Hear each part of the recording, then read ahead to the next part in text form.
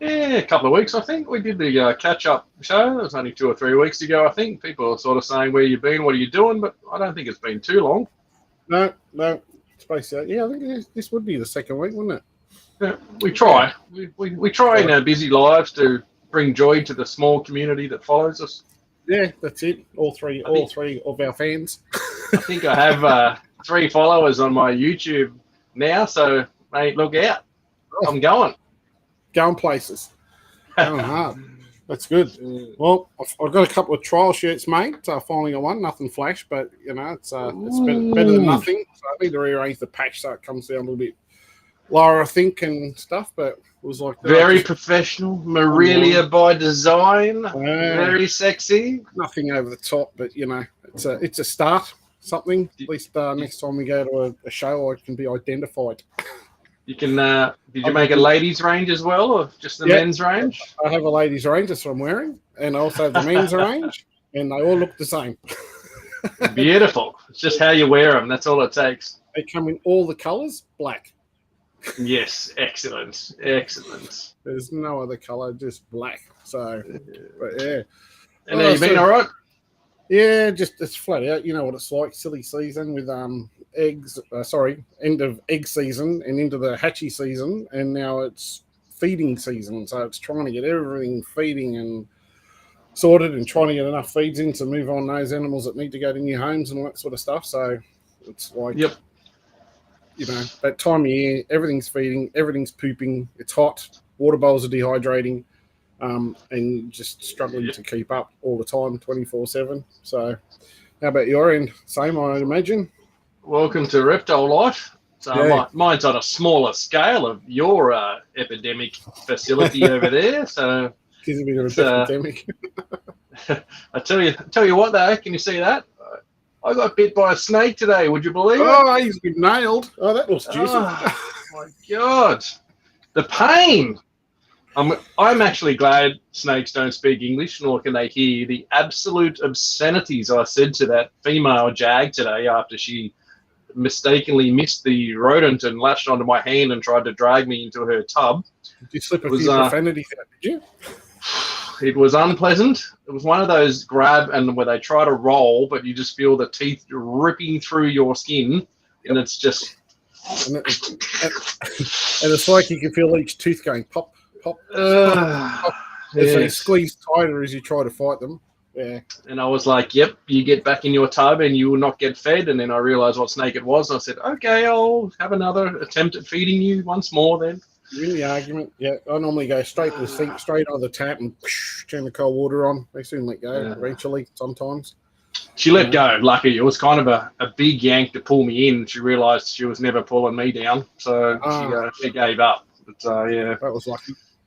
It'll be a good bruise one, though. It'll be a nice little trophy one to show through the week of, look, I'm tough. I got bit by a snake. Oh, yeah. I lived. Well, that's where I got that worst one I had, just right in here.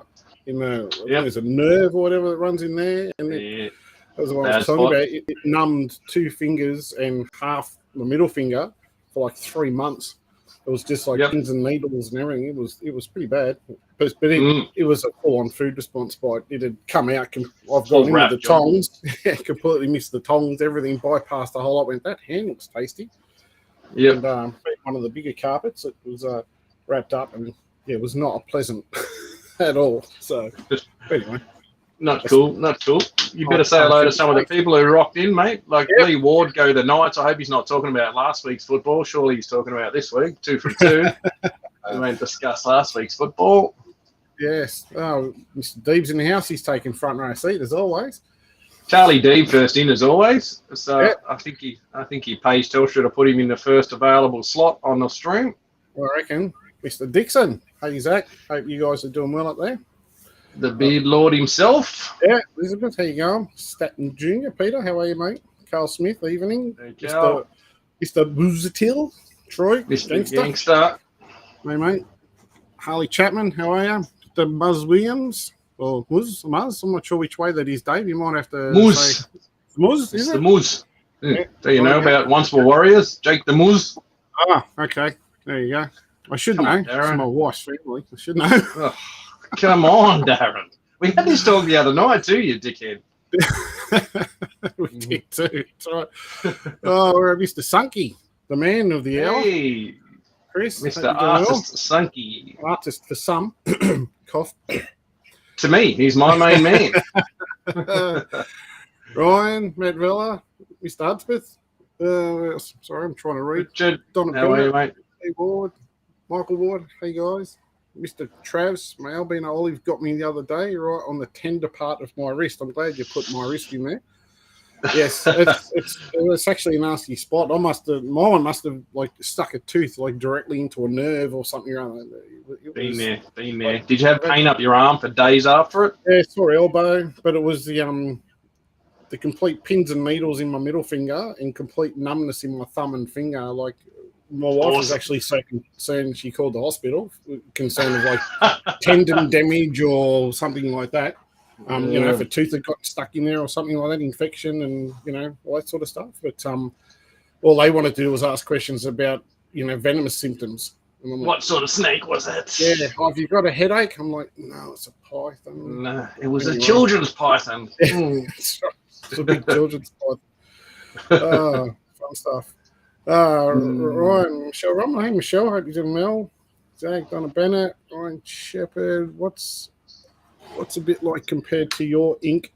I have my hand ink, but my snake has never tagged me, thankfully. To be honest, since I had this done, which has been a few years now, I haven't been smashed badly on this arm. It's always this one because this is the feeding and do everything with hand.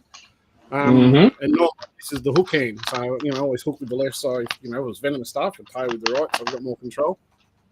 So I've just always learnt that way. So normally when I'm feeding, it's the same thing. Hook out with the draw, in with the rat with the big barbecue tongs, and yeah, sometimes just hope they hit the mark.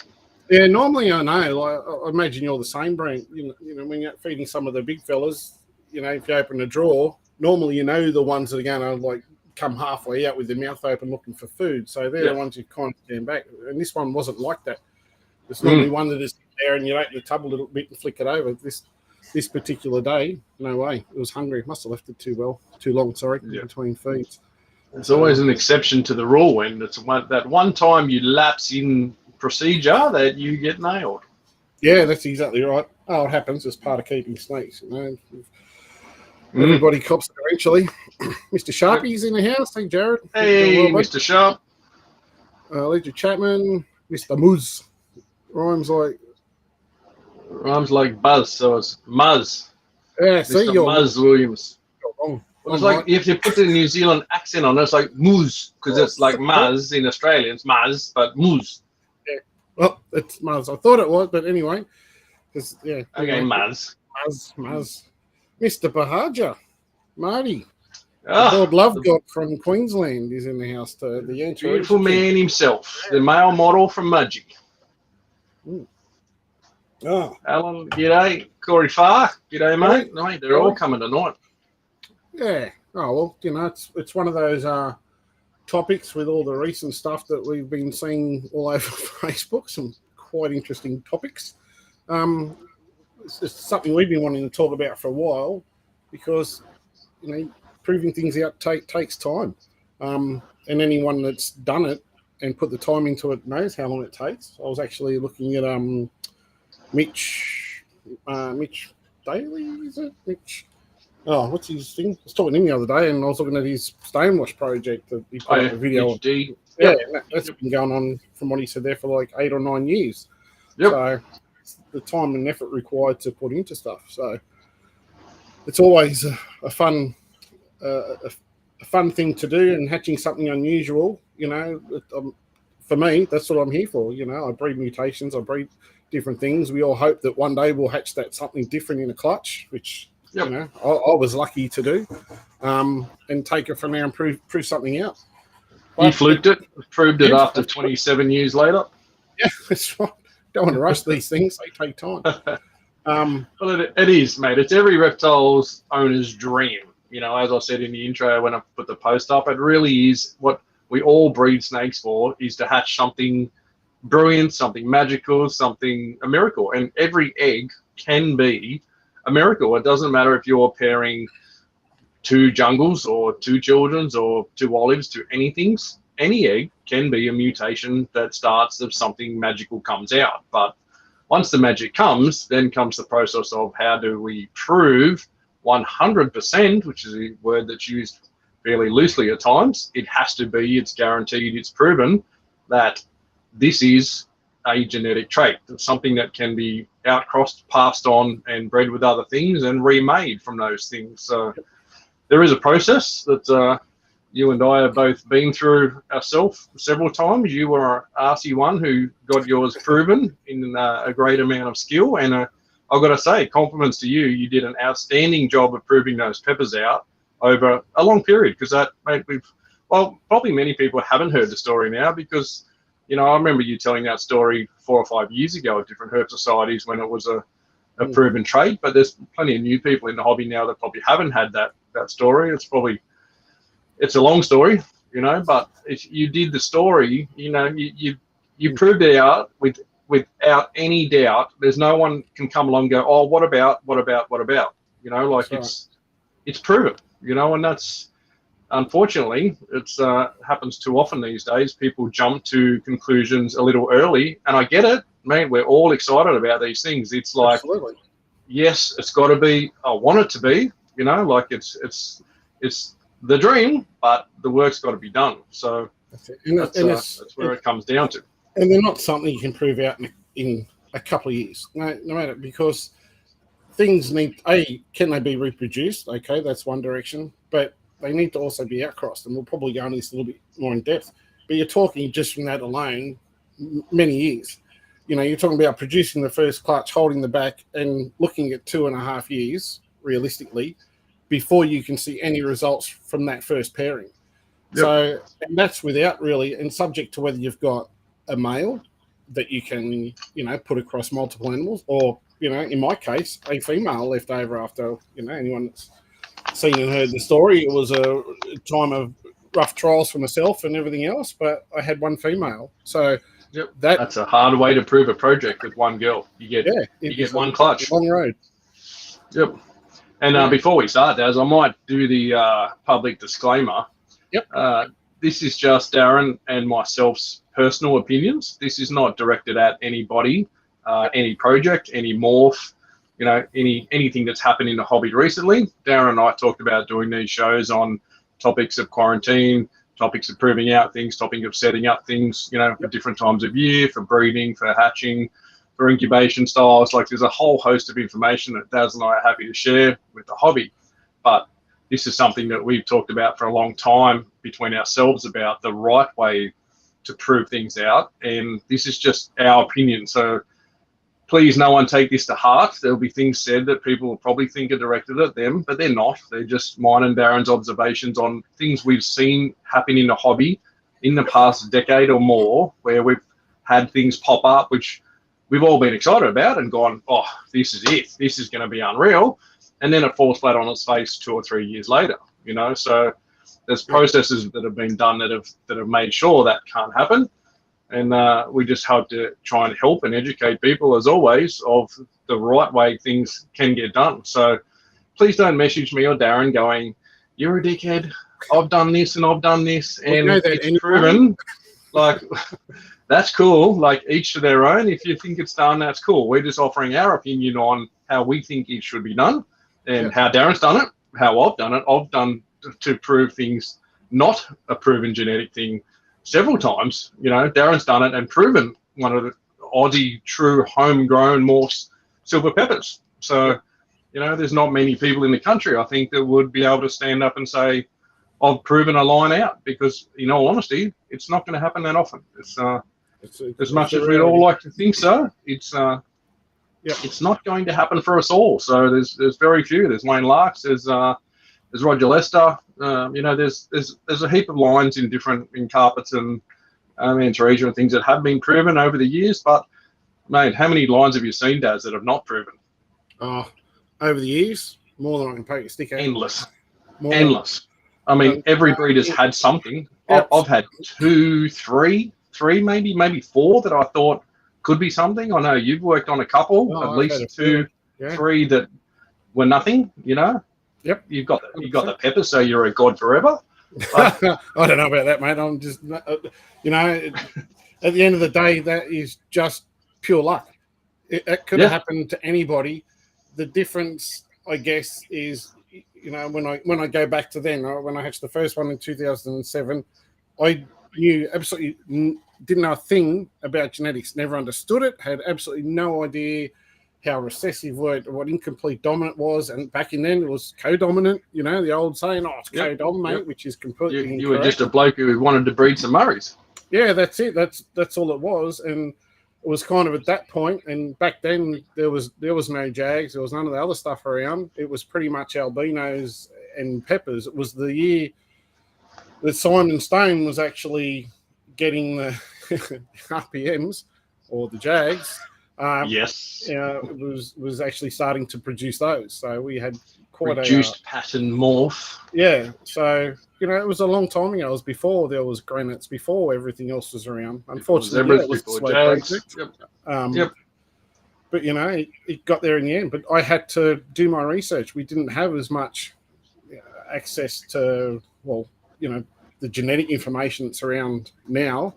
Back then, I mean, that's 15 years ago.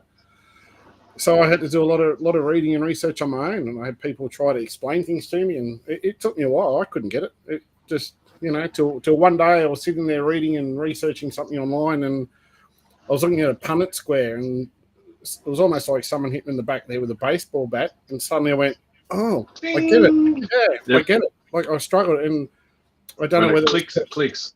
Yeah, I don't know whether it was just explained to me in such a way that, you know, I just couldn't get my head around it, or there was too much information. But as I read and tried to understand, and I was reading what it was saying, and I was looking at the Punnett square and backwards and forwards, and suddenly I went, oh, I get it now.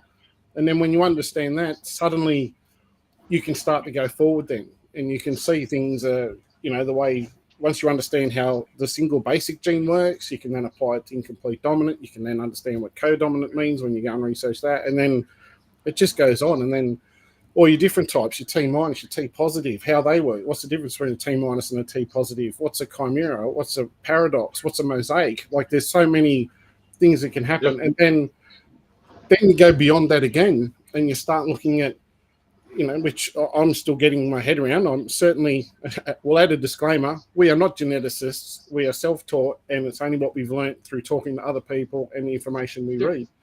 Our own experience. But then you go down to a whole cellular level, where during the egg development stages, there are mutations because the cells mutate. So you're then down at a level where, you know, you've got mutating cells causing something unusual that doesn't make sense. And unfortunately, what I see in the hobby a lot is, if something's different, it has to have some sort of genetic link to it, which is not the case at all. There is so many things that do not, you know, there's so many more factors in for something not to be a genetically inheritable trait versus those that are. And that's why you see heaps of unusual stuff, but very, very little actual proven genetic traits. And like Brent said, it's not a dig at anyone, and not saying that anybody hasn't done the time and effort into proving something, but that's just the reality of it. You know, it's quite rare to see something new actually get proven out. But a true genetic trait is something that can be reproduced. So you can breed that to another animal and reproduce it in an incomplete dominant form, or make hets then, which will remake that as a recessive animal. So I get where people get very confused coming into the hobby with genetics. There's so many terms, and there's so many different ways people explain things. So in the early part, like Daz said, I was, you know, as everyone is, in shock with genetics when you first try and understand it, until you understand the processes and how each gene works, and then work out what each gene actually is, you know, to work out then the process of working with it. So there is a great book. You can't, I think it's out of print. I often tell people to try and find a book called Genetics for Herpers. Be careful when you Google that, because it'll bring up some very unfortunate links when Google thinks herpers is herpes. So if you can find the actual book, Genetics for Herpers, a few people have told me they've got it as an ebook downloaded. It was the book for me, which is a very small little white soft cover book. It's 60 pages or something, has the Punnett squares in it, and has a lot of simple pictures of blue-tongued lizards, for example, with ratios and things. That book for me, I read it once and had no idea what was going on. I read it a second time and thought, I think I get now what recessive is. And the third time, the incomplete dominant stuff clicked in where I could see, basically visual animals, in the second stage, and then the third stage of homozygous animals. But again comes the terminology problems. Darren and I have often had this debate. We had it again through the week this week of what people call things. Like I've always called hets only things that are recessive, but technically incomplete dominant things. The first stage of those, or the middle stage, I guess, is a het for the superform.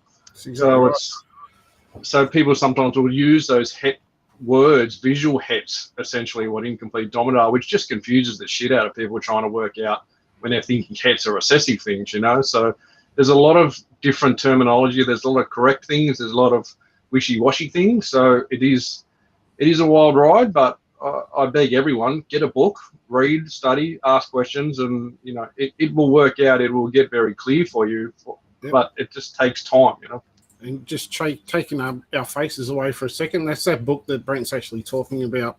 Yep. Not cheap, $350 on Amazon. That's ridiculous. Yeah, I think I paid about $40 for it. That book's up there as a joke from someone, I'm sure. It's look, I'm just there so people can actually see the book it is that you're talking about. Yeah, that's the exact cover.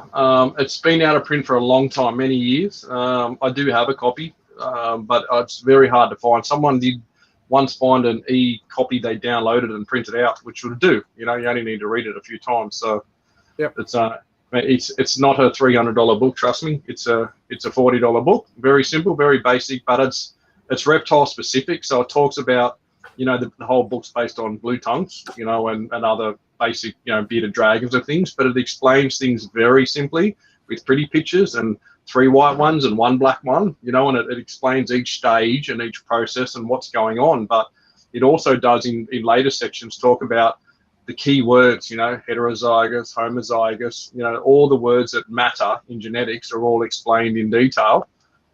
It's a good little book. If you can find it, get hold of it. Yeah, it's always good. And a lot of that stuff too in those books, it doesn't change. Even though the book might be old, maybe there's more, more changes in terms of mutations out there, but the basics are all going to be the same.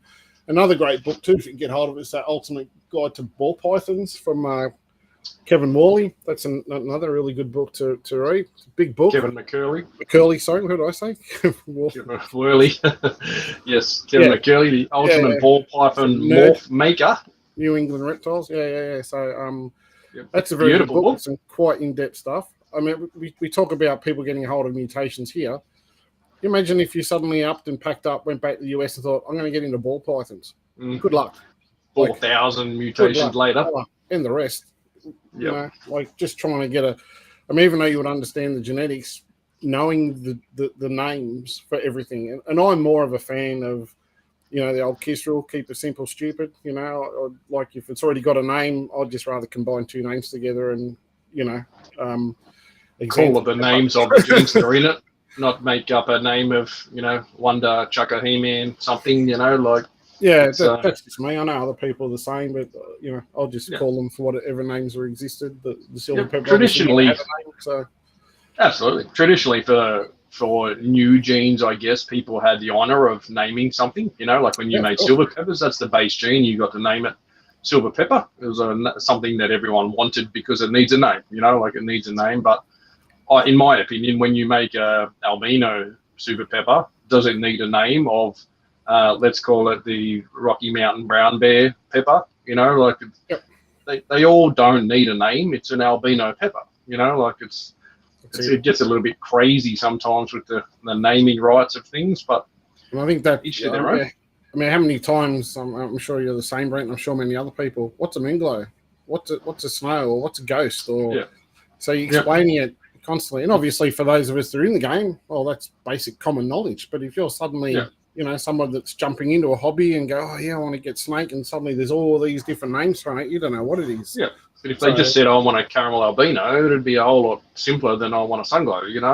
That's part of the problem of the hobby, But Yeah, each their own. Yeah, interesting. But yeah, like we say, read that that book you said, the ball python book. That the middle section of that with the yellow section of genetics inside that is absolutely mind blowing for anyone who wants to go to next level genetics outside once you've mastered the basics of it. That is a book I read and talk about. I nearly threw up after I read that section of that, and I nearly sent my laptop flat Googling every second word in the sentence to understand what all those things were they were talking about. It's some crazy level genetics, probably one of the most in-depth sections of genetics reptiles I've ever read, and still don't understand it. You know, I still go back to it and read things and just go, wow, you know, it's in another world.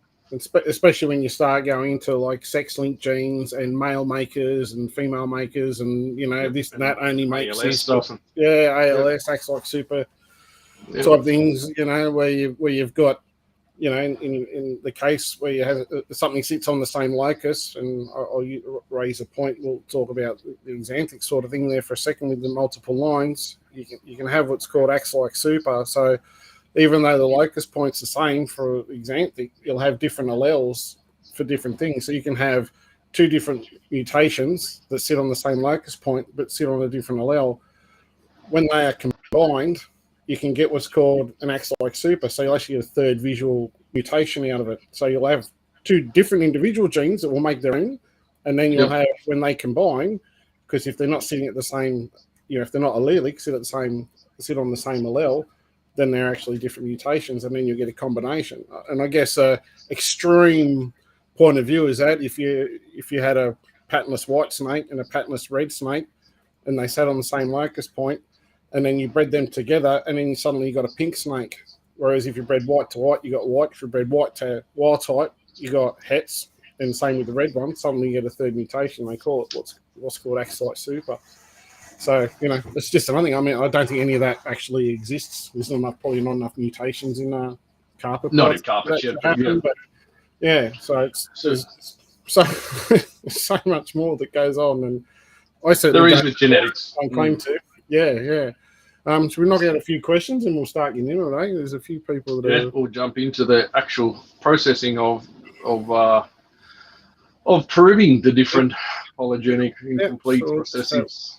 So Thales, hey Thalia, what's your experiences with pattern mutations due to incubation spikes? Had some diamonds produce a clutch of stripes, very high mortality rate, unsure of background of parents. That's something that's quite common. I don't know whether that's actually, I know incubation was blamed for a lot of this stuff in the past. I don't know. I've actually had my incubator spike a couple of times in the past, sometimes up to near on 40 degrees in a short, you know, sub 24-hour type time frame. Never had anything unusual hatch out of it. I've also hatched unusual stuff out of an incubator that has been sat on a lower shelf than other stuff above it, and the stuff above it is all hatched perfectly fine. And I've hatched some weird things from the clutch underneath. So I'm not saying that's not a possibility, but I think it gets blamed for a lot more than what actually is. So I've seen it. I think it was might have been Nick stock or Rex stock from memory, produced a really funky looking weird Darwin, actually called a ghost Darwin. It must have been mid-2000s or something or other. It was really weird. From what I heard, that was bred, never proved anything.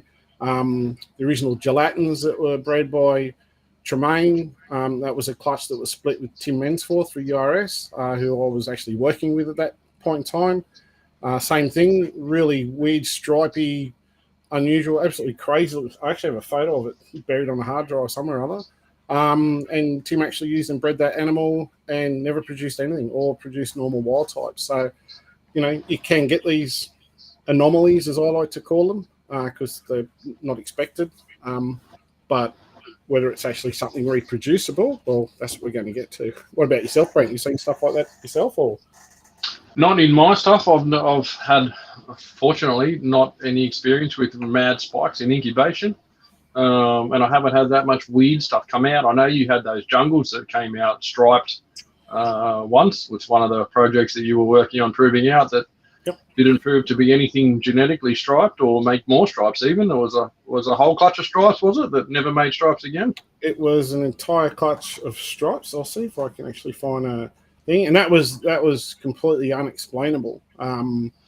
There was talks of it being parthenogenesis at play, or self-reproduction, but that didn't lay weight because none of the parenting animals had any striping whatsoever.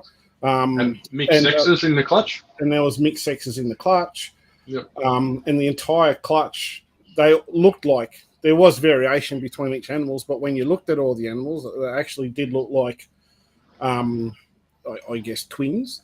They all very. I'm seeing if I can find a photo of one.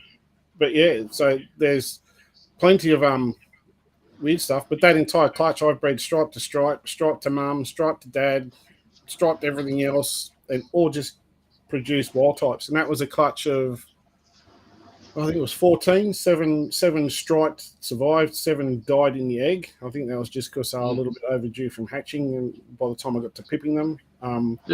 But yeah, they were quite crazy. Oh, here we go.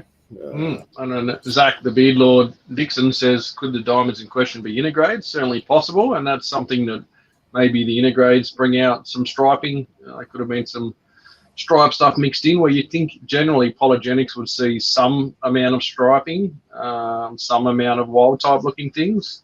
So I know that clutch of Darren, so everything was striped in your clutch, wasn't it? Yep. So every single animal looked like that pretty much. That's a girl. That was from clutch. I'm not sure which clutch this one was. They were pure jungles. Yeah, pure black and white Cape Tree jungles. So that was 2018, and that was already been bred back then. Pity the stripe doesn't reproduce, as I've typed there. That was after clutch of 24. Still makes some stunning babies. I still actually have the male over there. I've moved the rest on and sold them here and there and that sort of stuff. And not as anything genetic, just sold them as it's striped, it's pretty, but it's just a black and white jungle. It's just a jungle. Yeah. So, it's just one of those things that can happen. So that was an entire clutch that happened. Yep. And in that particular instance, as I said, I actually paired them back to each other. So sibling to sibling, so stripe to stripe. Paired females back to dad, boys back to mum, out-crossed them into some other lines that I had. The original pairing was a mum to a son, which is, why I thought, geez, maybe there's something going on. But the fact that was an entire clutch didn't add up. Like if you look at any sort of genetically inheritable ratios, recessive or incomplete dominant, you shouldn't get what you're seeing. And everything full clutch of anything. Yeah, yep. So I spoke to not outcrossing it. Yeah. So, and it's they kind of gave a couple of reasons, which I had to sit and Google for several days to try and understand. But in essence, even then, it's still kind of guesswork as to what the actual cause of it was. But there's something you could hatch out. And I had people offer me lots of money for these things, but I couldn't sell them not knowing what they were. I thought that's just me. But yeah, so going back to your question, Thalia, so they're the things you hold back, you work on, you breed, you hope for the best, and maybe you might get something. So let's jump into the process then, Daz. Like that's where I guess where things start. So pretty much anything people jump into to try and prove out is generally someone has something that's a visual animal. I mean, very hard to prove out something you think's a het. So generally these things jump into, I've produced something that looks very different. It could be a striped thing. It could be a silver pepper looking thing. It could be, whatever looking thing you think it is. You might not have any idea, but it's different to everything else in the clutch. It may be one, it may be 3 in a clutch, it may be half a clutch of things, who knows? But everyone generally starts with a visual animal, and then the process becomes of how do we prove this to be genetic? So we start, you want to jump in, Daz, from first process from where you start from a visual animal? Yeah, so for me, I might actually do a bit of a picture thing here for to help along. So using the peppers, for example, I'll just go to screen share here again. So some photos. So anybody wants to go on Amelia by Design and have a look, there's actually an album there, The Silver Pepper Story. And if you go and have a look, it tells about what I did and everything. The So, novel. yep. So up here, these were the mums and the dads. So that's the male. He's still in the dry. She's going to dig him out, take some photos. That started it. So to me, they were just two normal Murrays. And then the first clutch that came out, I saw that in the clutch and I thought, oh, that looks a bit weird. You know, didn't think much of it. As I said, I didn't know much about genetics. And then that happened. So obviously you can see here quite a distinct pattern variation to everything else. So once I kind of did some research and, you know, to understand about mutations and recessives and all that sort of stuff, I had to grow them up. So skipping a few years of dramas. But before you jump there, Des, I'll jump in for 1 second. I guess the first stage of visual is, what is it? You know, you've got to prove the mode of inheritance. Is it incomplete dominant? Is it recessive? Is it polygenic? So, so from that next step, where'd you go, Des? Yeah, so the next step is, well, obviously the first step for me was understanding genetics because there wasn't a lot back then. So it was then trying to work it out. So that was 08, was it? That would have been the original, that clutch there would have been, I don't know, there's no time date, but that was 07 I hatched this clutch. So that was in 2007. I mean, I had a lot of dramas, I had mental health issues, I had issues with the female not eating. There's a lot of John, so I probably could have cut out a few years if, you know, life had been good. But that's the way it goes. Life. So I realised that to take it any further, I had to obviously breed back to pepper. Now, going back to the original pairing, I lost the female. So naturally, you would pair something, get something unusual and go, oh, wow, that's cool. And you'd obviously try to replicate again. That breeding next year. Unfortunately for me, the female ended up dying from like 13 tumours. Just one of those things, unfortunately. So I wasn't able to reproduce the clutch, which obviously also put a big time delay.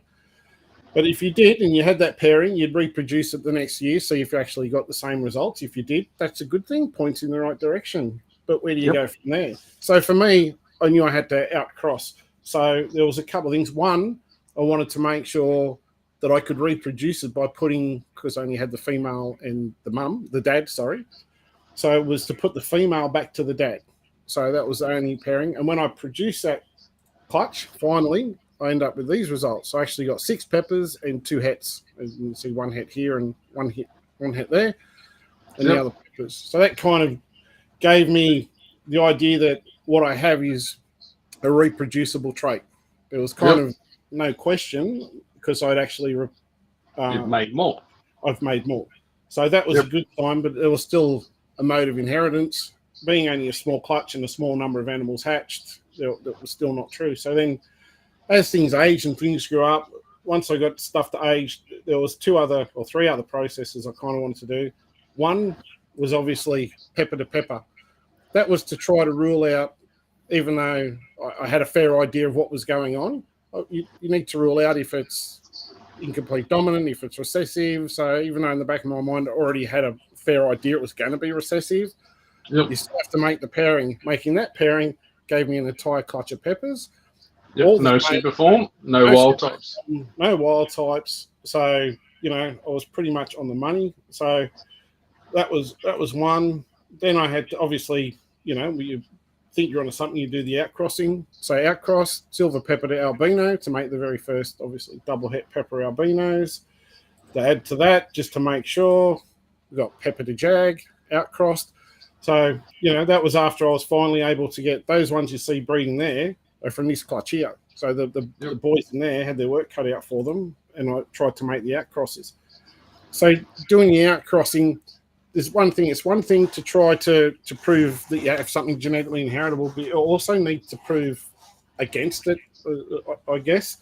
So you've got to rule out polygenic variation. You know, you've got to see that it makes wild type looking animals somewhere else, not, you know, something that looks like what you've got.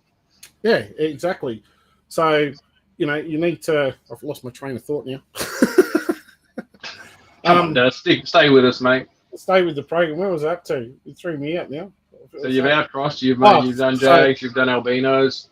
Yeah. So when you're doing these outcrossings, you know, like once those clutches start to hatch, you'll then start to look. As soon as I hatched out the pepper over the jag, the pepper over the albino, the pepper to pepper clutches, you can see in the phenotypes all the outcross clutches or wild types. No sign of any pepper whatsoever. Obviously, the original pairing of the pepper back to the dad, which was obviously a recessive trait over the heterozygous form, gave me that mix in the clutch as well with hets and peppers. So there was no doubt. Once I hatched those out, there was no doubt in my mind it was 100% recessive, unquestionable. This little photo down here. You ruled out polygenic. You ruled out incomplete dominant. Yep, this was the female. That was the pepper to pepper clutch that she laid here.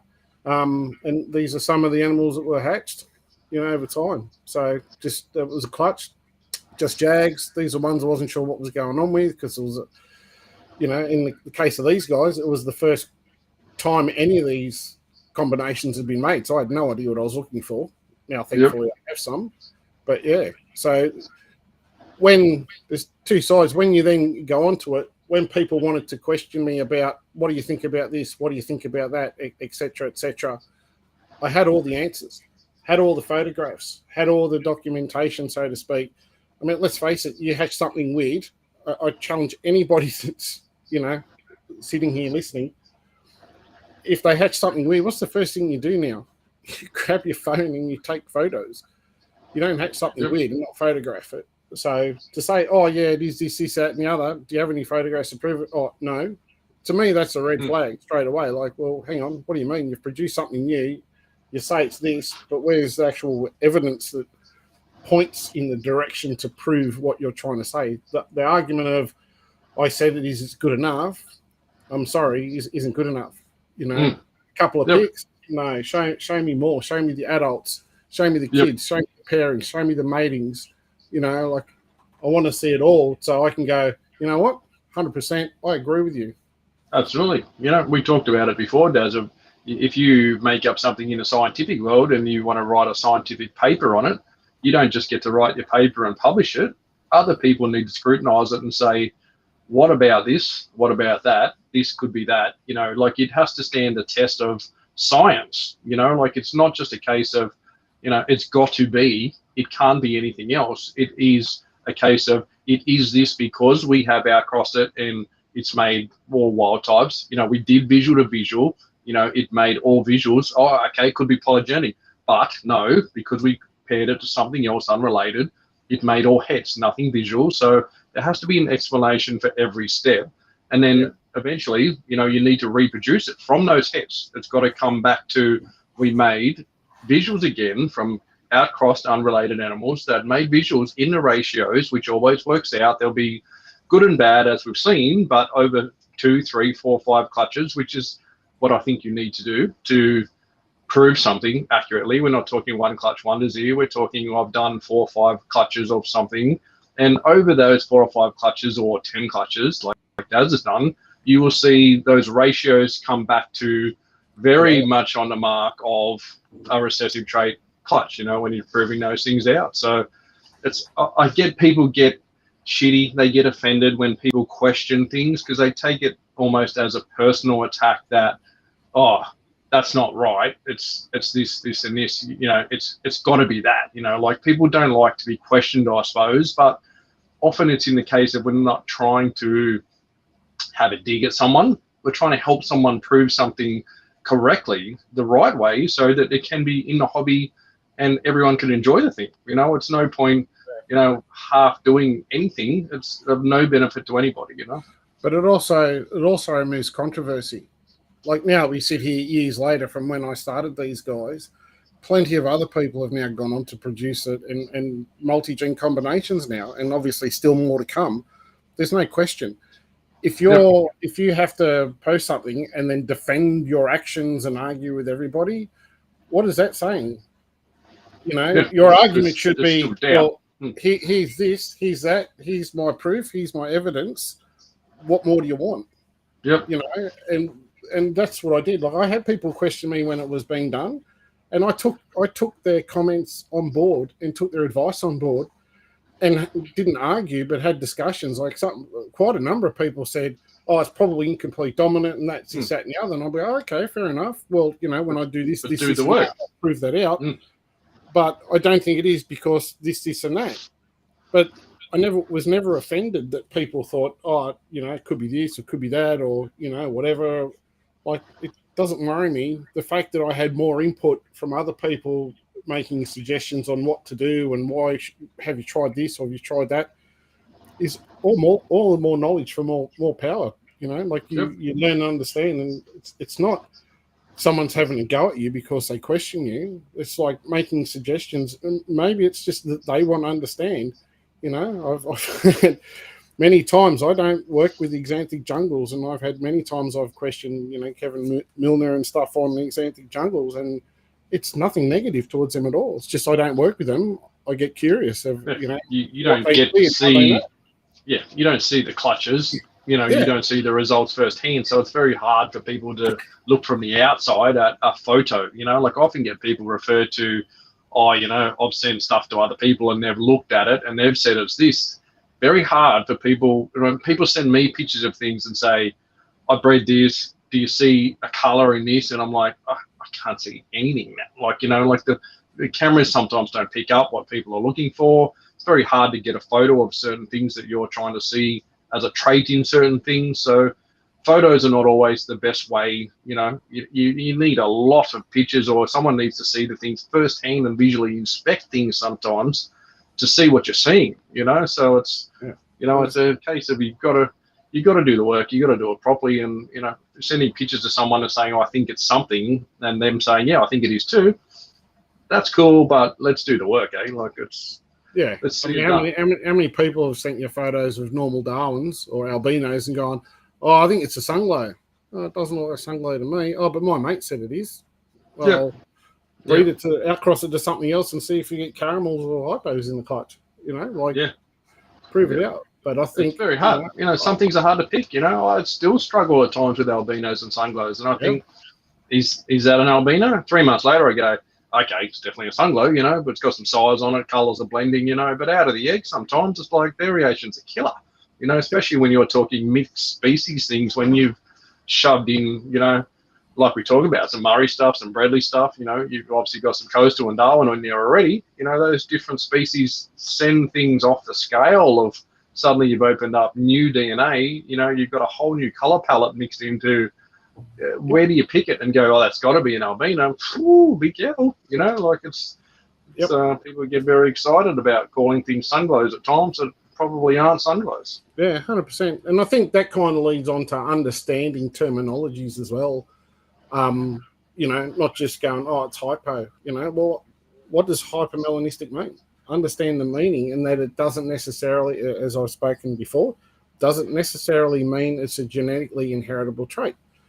It simply means lacking in melanin or less melanin, less dark pigmentation. Doesn't mean it has none, just lacks it. So, subject to whatever the wild type version of that animal is, can be taken either way. It can reference other animals as well. You can look at T plus children's and go, well, they're hypomelanistic. Well, that's the descriptive term of it. Yeah, sure. That has no melanin. A paradox in the side. T plus has no melanin in it. So, understanding T plus, understanding T minus, what they do, how they work. A hypo doesn't mean it's T plus. T plus doesn't mean it's hypo sort of thing. They can be held genetically different. If you look at coastal hypos, which are incomplete dominant, and T plus, they are completely two different things. They're not the same. You don't categorize them the same. It's either one or the other normally. Like you don't hear people calling T plus children's hypos. They're T plus children's. It's a form of albinism. It has children. There's a reason for it. So I think understanding those terms and how they differentiate is beneficial too when you're trying to prove something out. Keeping an open mind is what could be causing whatever it is that's going on. Obviously, having a pattern mutation is a far easier thing to work with versus a colour mutation.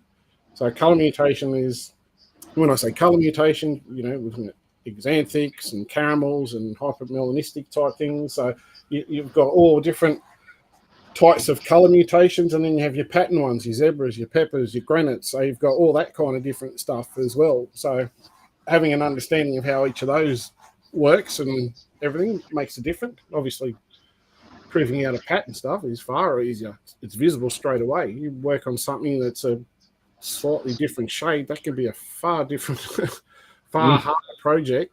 As Brent said, you start unless you're talking albinism, well, extreme, or piebald, But yes, when you're talking something variation in shades, when polygenic variation comes in and destroys your life, it's a different ball game, Yeah. So you need to outcross. So if you've got anything, the most important thing is not only trying to prove for the trait, you need to prove against the trait. So you hatch something weird and unusual, that's great. Try to reproduce it the following season. That can tick a box going in the right direction, but that animal needs to be outcrossed. You need to try to prove that gene's not reproducible. To an unrelated animal, not brother, not sister, not mother, not father, not auntie, not uncle, not nothing.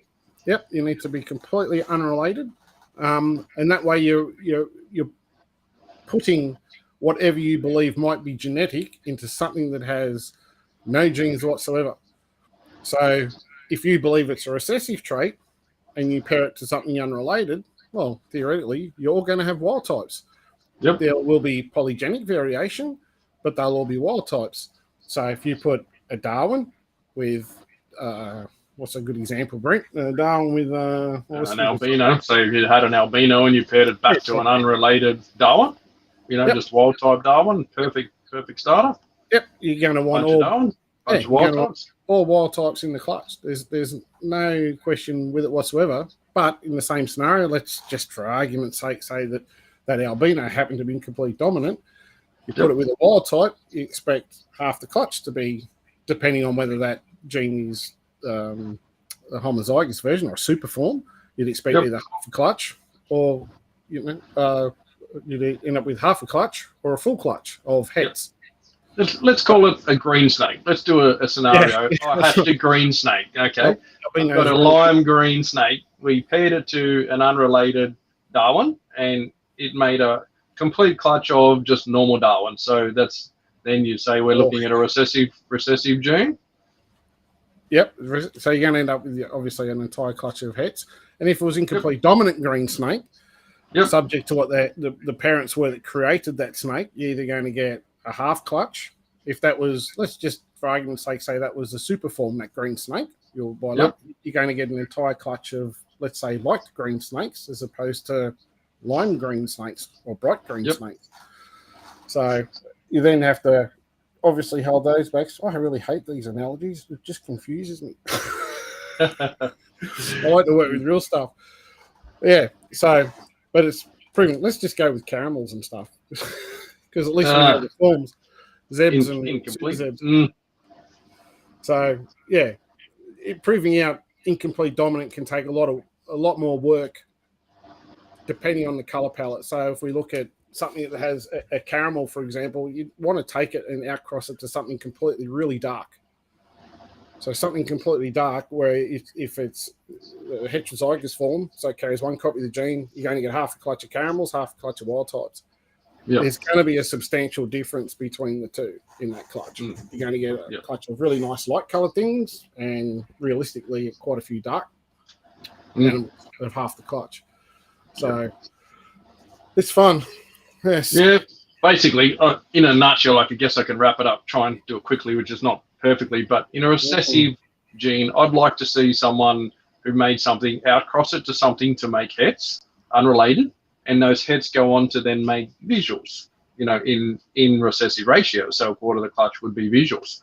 I'd also like to see them repeat the clutch 2 or 3 years in a row, and I'd like to see them do, okay, we've done visual to visual from the original line and from the outcross line and got a full clutch of visuals from that line. So, we're ruling out getting super forms, we're ruling out getting wild types. As you say, incomplete dominant can be a little bit harder work. Incomplete dominant always meshes in with polygenic at times, that you might take that animal and outcross it and suddenly, we've got half a clutch looks sort of normal, half a clutch looks a little bit like the the phenotype that we're looking for, you know, the one that we think could be something, you know, and then we've paired up those and we've made what we think could be a super form. But is that just polygenic variation? Have we just taken those two, you know, the extreme versions of what we got and made a better version of it polygenically, or is that the super form, you know? But then the ratios come into play, you know. With a polygenic thing, you'd see the whole clutch would be something that looks a little bit like that, and some look even better again, you know. There'd be nothing really that would go back looking wild type as such. So you'd have some wild type, some of the what you're looking for, and some of the super forms, you know. But then to fix that, you go and take that super form and breed that back to an unrelated wild type and get a whole clutch of those back to, you know, your visual form that you started with. You think, okay, cool, that's probably looking more like incomplete dominant now. But it's a case of you've got to outcross. You know, as a simple part, I guess the best thing we can sort of say to anybody is, people working with animals that are in the same gene pool, the DNA is all very similar match, and you will get weird things happen inside the same bloodlines. So perfect examples, years ago I got some Stimson pythons off my buddy Shane Plank down in Melbourne. These things were making what looked like pied Stimsons. You got some photos there, Daz, of a few things that popped out of these. I sent some Daz some pics. So this was a little line that popped up. There's a lot of talk about this line way back in the day, but anyway, Planky got hold of some of these. He bred them for several years. I think he did maybe 3 years of these, of the same pairing over and over and over, and was getting these things that were all white in the body, some deformed like that one, but very much almost a piebald looking snake with some very little pattern on the head. Some had little patches on the body. And everybody's thinking, wow, this could be piebald stimmies. You know, there could be something special going on here. And ratios looking good. We're looking at 2 or 3 in a clutch of 10. You know, that's something that could be looking like a recessive gene. Who knows? But they were coming from wild type parents, so we're thinking maybe these things are hets. You know, we're making visuals from hets. So 2 or 3 years of breeding these, none were ever viable. None ever got out of the egg. If they got out of the egg, they never lasted a day or two. So they were something that was not a viable answer. So Shane continued to breed these things over and over. And I said to Shane, can you take one of these hets, Shane, and breed it to an unrelated wild type stimmy, which he certainly did. And out came a full clutch of wild type looking stimmies. And I said, cool, but it's not incomplete dominant. You wouldn't think, if it was, you know, probably there's no visual there, so it's wild type to wild type. So we're thinking if it's recessive, then all this clutch, I think there was 8 or 9 in the clutch, they were all potentially POS heads. They're all 50% POS heads if this thing is a recessive gene. So I took on that project from Shane. We did a little deal, and I bred every conceivable possible scenario of those 8 animals I ended up with. So the 4 boys, 4 girls, bred every single which way. Took 5 years, but bred every male to every female to rule out every single possibility, and never again saw anything that resembled those animals that we were seeing in the original pairing. And that's because I believe whatever was in that original pairing was something that was a defect that was making those animals, they were deformed quite often and not viable, so they were dying. So although they looked visually different, they were obviously not something that was reproducible. But at the same time, the outcrossing of that animal, which was a het clearly, well, probably, we can't say for sure, but whatever that gene was, outcrossing it fixed it. You know, we opened up the DNA and we brought in new blood, and suddenly that problem, that defect that occurred that made those animals is gone.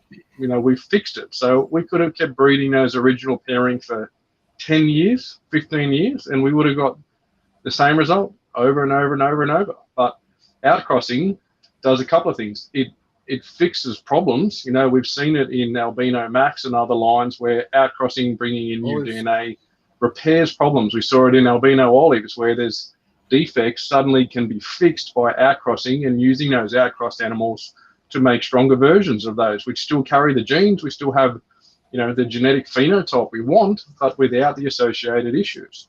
You know, so you've got to do the outcrossing to prove things out, and often will repair things, which sadly for my little project that I did with Shane on that one, that it fixed it, and we never saw it again.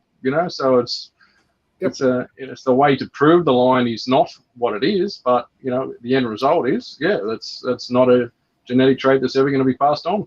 No, and that's a prime example of many things that hatch probably every season that are never reproducible, and people jump on something, and you hear some of the dollars people offer for something without any proven background to say that it is what it is. As people see something unusual, they jump on and go, "Oh yeah, this is the next big thing. It's going to be all this and that and the other." But do your due diligence, guys. Doesn't matter who it is or what they say it is. If they claim it's something new, ask for the proof, ask for the evidence. So that you're satisfied. Like we said, this isn't about anybody in particular or anything. This is about protecting yourself. You don't want to go out there and spend big dollars on something new because you think it's the next best thing. If there's no backing evidence to prove it is what it is, you could be paying thousands of dollars for something that won't reproduce. Yep. Something that, might make some nice animals. And then on the sadder side of that, you then get someone that does that, doesn't know what they're doing, and then does the same thing and then passes it off as the same thing. And so you get this snowballing effect of misinformation and stuff, and people thinking they see what they do. I mean, we look at snows and moonglows. How many snows out there claimed as moonglows when they might not be? Because they're extremely hard to pick as a hatchie. Not from my personal experience. I'm talking to people like Frank and Jared and everybody else that spread them. Wayne, Larks and all those guys, even they say it's hard to tell within the first 12 months. They need to get some size and get some colour on it to pick the difference. But, people sell them as hatchies. Obviously some are obvious, but if they're developing that colour, that yellow, later on in stage, and when we look at carpets as a whole, the melanin always gets developed later on in stages. So, I remember breeding carpets back in the early 2000s that were hypos, so to speak, had no melanin. But by the time they got to adult size, they had as much black as their siblings. They might have had a lighter background colour and been nice animals, but they were just still coastals. Yep, absolutely. I've certainly seen it many different projects over the time. So Matty Trost said he'd done that with his paradox and couldn't be happier. I mean, absolutely. Yeah, it's got that beautiful albino that popped out of nothing. That's certainly an animal that is bred, and there is no sign of anything happening there. 6 months, 9 months later, boom, things start to pop out. So some of these things take a little bit of time to pop up. So, well, that kind of leads into another thing: line breeding. When you're line breeding, I guess in essence, the common stuff, or when you're line breeding for a particular trait, the options for having, let's say you're breeding carpets and you're trying to make banded carpets. You breed a couple of carpets together and you get like 2 or 3 in the clutch that have nicer bands or something else, or let's say ocelots. Ocelots is a good one. There's ocelots around. You go, oh, geez, there's a couple here that have ocelots on it. I'm going to start line breeding for ocelots. It's not a genetic trait. It's just a polygenic trait.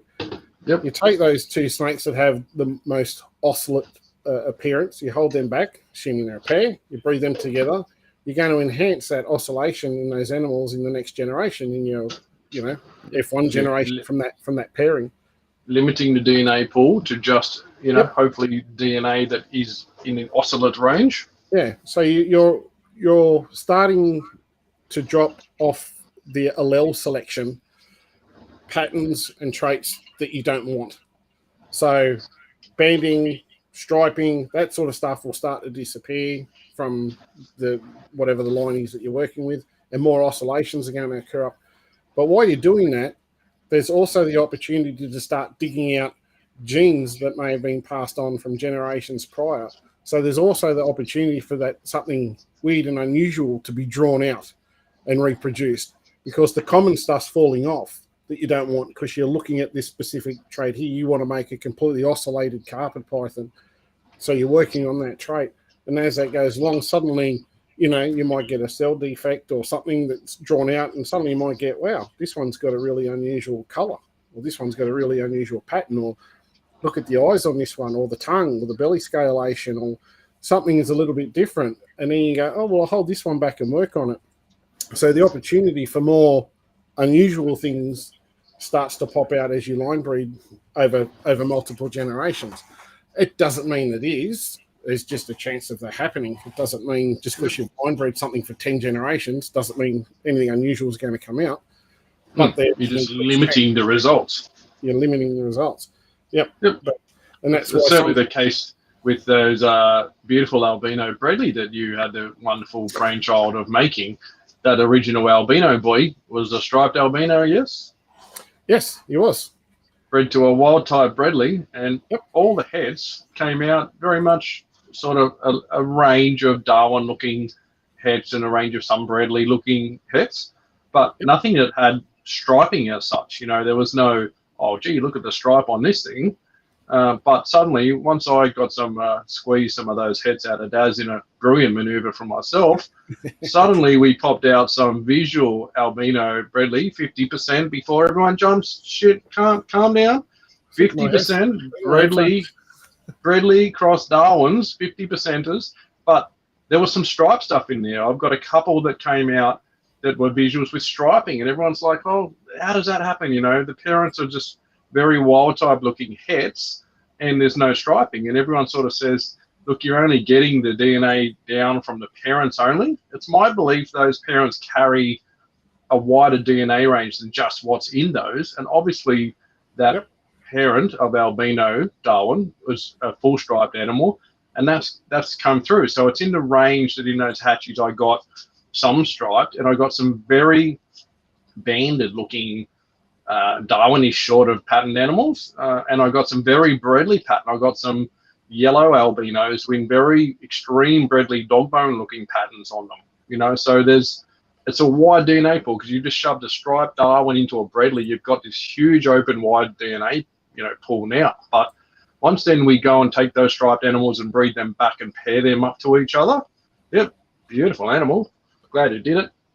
But once you line breed those striping animals, so if I pair my striped animals, we're trying to then rule out, the banding, other options. So we try and limit the DNA.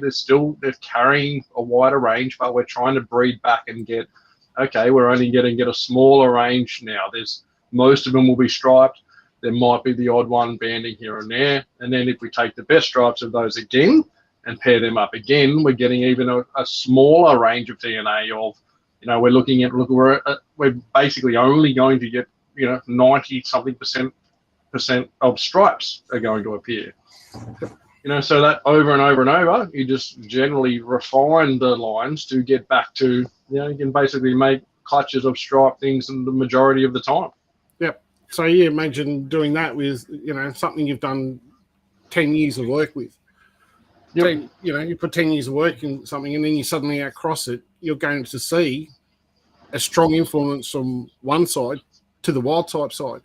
So making that pairing after you've done 10 years, let's call it 4 generations of inbreeding to make really nice stripe stuff, then you suddenly take that and outcross it to something unrelated, you're suddenly going to get a mix from wild type down through to stripe. Now, for someone doing that for the first time, they go, oh, I'll buy one of those off Brent. Oh, it's genetic. Well, no. No, it's polygenic variation, because you've got some stripe. You've got extremes from both ends of the scale and a blend of everything in between. You might get more stripes, you might be lucky, you might not get any. Yeah. But that simple thing, when you've taken something that somebody's worked on for such a long period of time and suddenly throw it onto something else, especially if it's perhaps something related or something like that, and you get it all, you can start claiming it for yourself as, oh, it's this, that, and the other. But doesn't necessarily, unless you know the history and the origins of those animals, and how much time and effort that has been put into it, just because you've taken one now crosses something else. I had someone tell me that striped jungles were genetic because they took one and made stripes. And but you've got to take into consideration the history of those animals. There's many generations of people breeding stripe to stripes to produce stripes. So if you put something striped over something wild type, there's bound to be something in there that has some striping. It's not genetic in terms of recessive incomplete dominant. It is polygenic. So there are other things you need to keep in mind. I was just trying to see if I actually had a photo of the original pairing of that albino and the Bredli. The magic. Yep, that's certainly true what you say, Des, of line breeding. I've got those reduced pattern Bredlis that certainly started off from something everyone looked like stonewash. I certainly was on the trainer. I hope it's Stonewash and did the work to disprove it. But now I've done 3 generations of those animals, which is an apologenic line that Daz helped me with in the early days. We did some work together, proved both ways. Can't be recessive, can't be incomplete dominant. It's got to be polygenic after lots of work pairing and outcrossing and pairing up outcrossed animals. But we've got to the stage now. I've got a beautiful line. I'm happy. If the results that are coming are fantastic. So yeah, I'm like, yep, okay, that's cool. It's polygenic, but people are often disheartened by it's polygenic. It's almost got a bad ringtone to it. People go, oh, I don't like that. It's just polygenic. The just polygenic thing is probably a product of people go, okay, it's not a gold mine because it's not recessive, because recessive is the gold mine. Incomplete dominant's going to get made much easier, much quicker. It's going to be more round, easier to make. So, and polygenic's just whatever. We can just make them over and over and they'll go nowhere. But if you really put some work into, I've got 3 generations of those line bred animals, you can make some stunning animals and continue that 4, 5, 6 generations in to make absolute extreme levels of animals. But like Daz said, you've got to be very careful when you take one of those that's 4 generations line bred for something and think, oh, I'm going to take that extreme reduced pattern, hypo looking reduced pattern bredly, and imagine pairing that with an albino and then getting that in an albino form. Well, that's not going to happen in one stage because you've basically taken half of all that work away. You've stripped it back to adding a whole bunch of 50% of new DNA, which has got Darwin blood, Darwin colors, Darwin banding, the phenotype of Darwin mixed into your years of polygenic work. So you'll get some, your het albinos that some will look a little bit like those, some have a little bit reduced pattern, but you're basically going to make albinos and start again. You've gone backwards generations, and then you basically start again of, okay, I've got this albino one that looks a little bit reduced pattern. Let's pair it up with the best other one and breed them and start the whole process again. So you're working with the recessive gene then, but taking the best polygenic versions of them to build on something again, which might take another 3, 4, 5 generations to get to where you want to be. Yep. So it's... But there's also, just because it doesn't have, in terms of polygenic, just because it doesn't have that recessive trait, doesn't mean it's not good, because that can add so much influence into whatever it is you're working with to improve the quality of a recessive trait, depending on what it is you want to achieve. And it's one thing I do. I work with so much polygenic stuff, it's not funny. And, to give some ideas on, things you can achieve. I don't know what pictures are out here. High yellow stuff, for example, like these Zeb Jags I've been working on for quite a few years. Polygenics. Yes, it's a zebra jag, but the reason it's high black and yellow is because I've been line breeding it into high yellow, black and gold jungles constantly to make high percentage Zeb Jags. Same with these. These are siblings. This has now moved on to someone else to breed, but the same thing. And then you can look at, my white line coastals, this Xanthic guy, being so white, striped It's albino. a ghost, Daz. It's a ghost. What are you talking about? Yeah, well, striped albino. So this guy, I've taken him, put him over a female, and, now you can see in the F1s, some of the ones I've held back, you can see the pinstriping in them already. So they'll breed back. Yeah, so they'll breed back to him this season. So this is a polygenic trait within a recessive trait. Yep. So polygenics are just as important as another one, that has a stripe. And when those 2 stripes are paired together, well, what do you think the outcome's going to be? You're going to have even better striping because, as I mentioned before, the less... Almost ball python looking, that thing, isn't it? Yeah, well, the less chance of your normal albino type patternings will fall off and more stripe stuff will pop out. And going back to the Xanthic stuff, this little happy chappy that wouldn't sit still for a photo. You see the whites. Yep. Once again, it's polygenic trait within the last line of Xanthic animals. So there's plenty of other opportunities. Polygenics is a great thing to work with within a trait. So many people just breed gene A with gene B and leave it at that. But there's so much look at albino peppers, for example, albino granites. You can do work within those lines with variation within it themselves to make high contrast or high yellow or Absolutely. whatever it is you want to do. So don't rule out polygenics, and also introducing something in a polygenic trait. You breed breadline, suddenly go to Brent and go, oh, wait, geez, those stonewashed look breadline you've got are stunning, even though they're polygenic. You put that in your line, and suddenly you're starting to work with a better quality line of animals.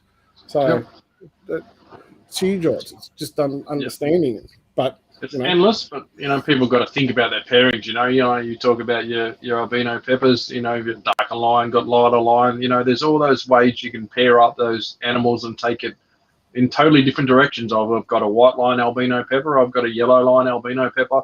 More pattern. We've got, in your caramel stuff, you've got really reduced pattern caramel peppers. All those things will once mixed out into the world, will make completely different looking animals. So I think in the next 5 years, we'll see, just a pepper gene, for instance, as we see pepper gene mix into different collections everywhere and different lines of things and all this new DNA, there's going to be some crazy variation of the pepper gene.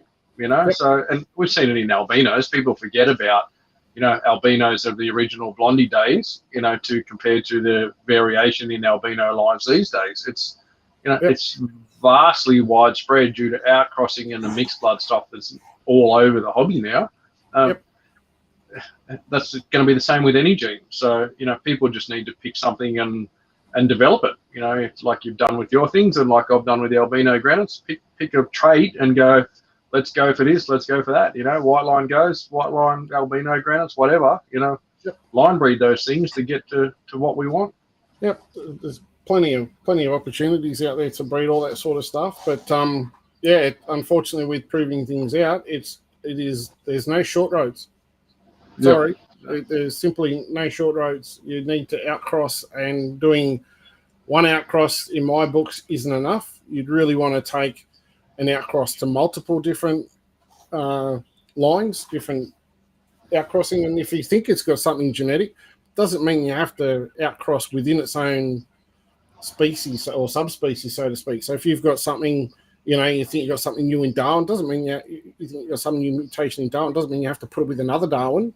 If you think it's a new mutation, then why not step outside the realm and go, I deal with peppers. I'm like, well, I want to make black and gold peppers. So I put a pepper over a jungle. Still getting the same results. Still produce pepper over Bradley. Put pepper over Murray. Oh, sorry, not a Murray. Yeah. But, good reference. Pepper over whatever. Yeah, that's exactly right. So, if you've got something new, it doesn't hurt. And if it doesn't pan out, doesn't work out, so be it. Move on the animals. Just be honest about what you've got, obviously, as we always say.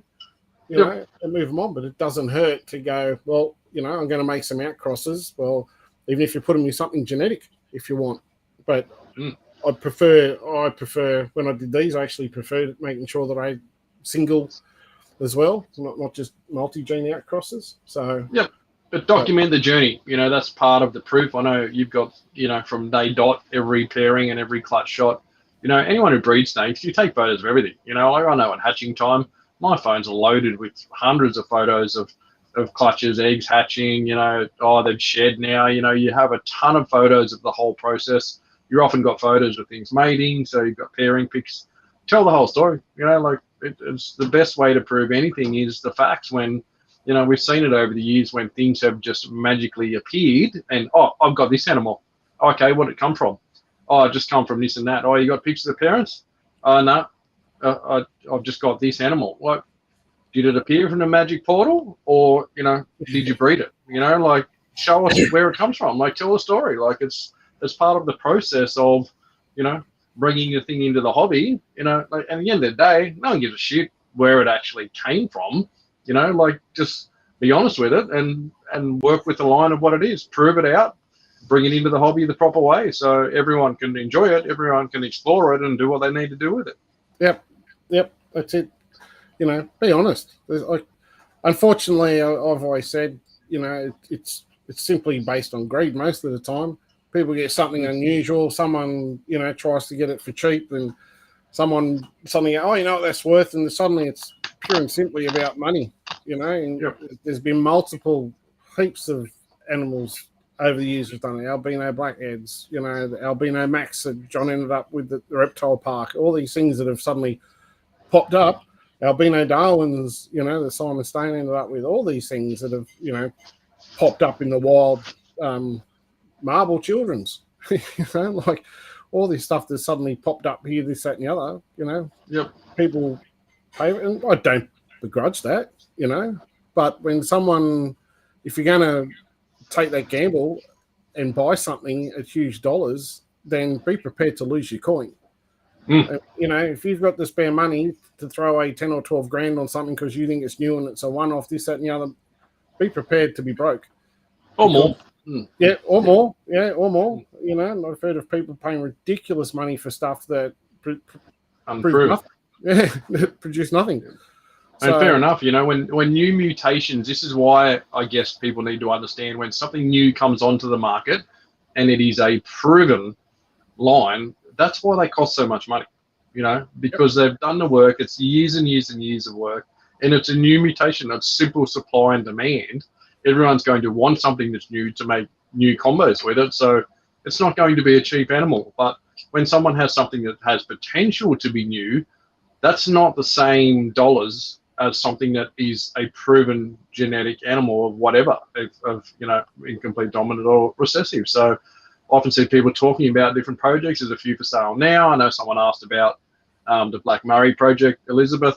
We didn't come here to talk about specific things. We'll get through all the questions in a minute. Yeah, we'll go back to the questions, but the general consensus is something that's unproven is never going to be worth what a proven genetic animal is. So, you know, you've got to weigh up in your own mind of how much risk you want to take trying to spend the years of work to prove something that may well be nothing. So are you comfortable spending 20 grand on a project that proves to be a bunch of children's pythons, for instance? Like, well, at the end of the day, you're going to sell a whole bunch of children's stuff for, you know, $150 each. Is that going to get back you 20 grand? Probably not, you know. So it's just, everyone's got to take their own risk, I suppose, but everyone needs to understand what they're buying into. You know, it's a nice payday. You know, everyone thinks it's a wonderful thing to prove something out, but very few of these things actually prove out. So, and the same thing, if you're buying something you believe is proven,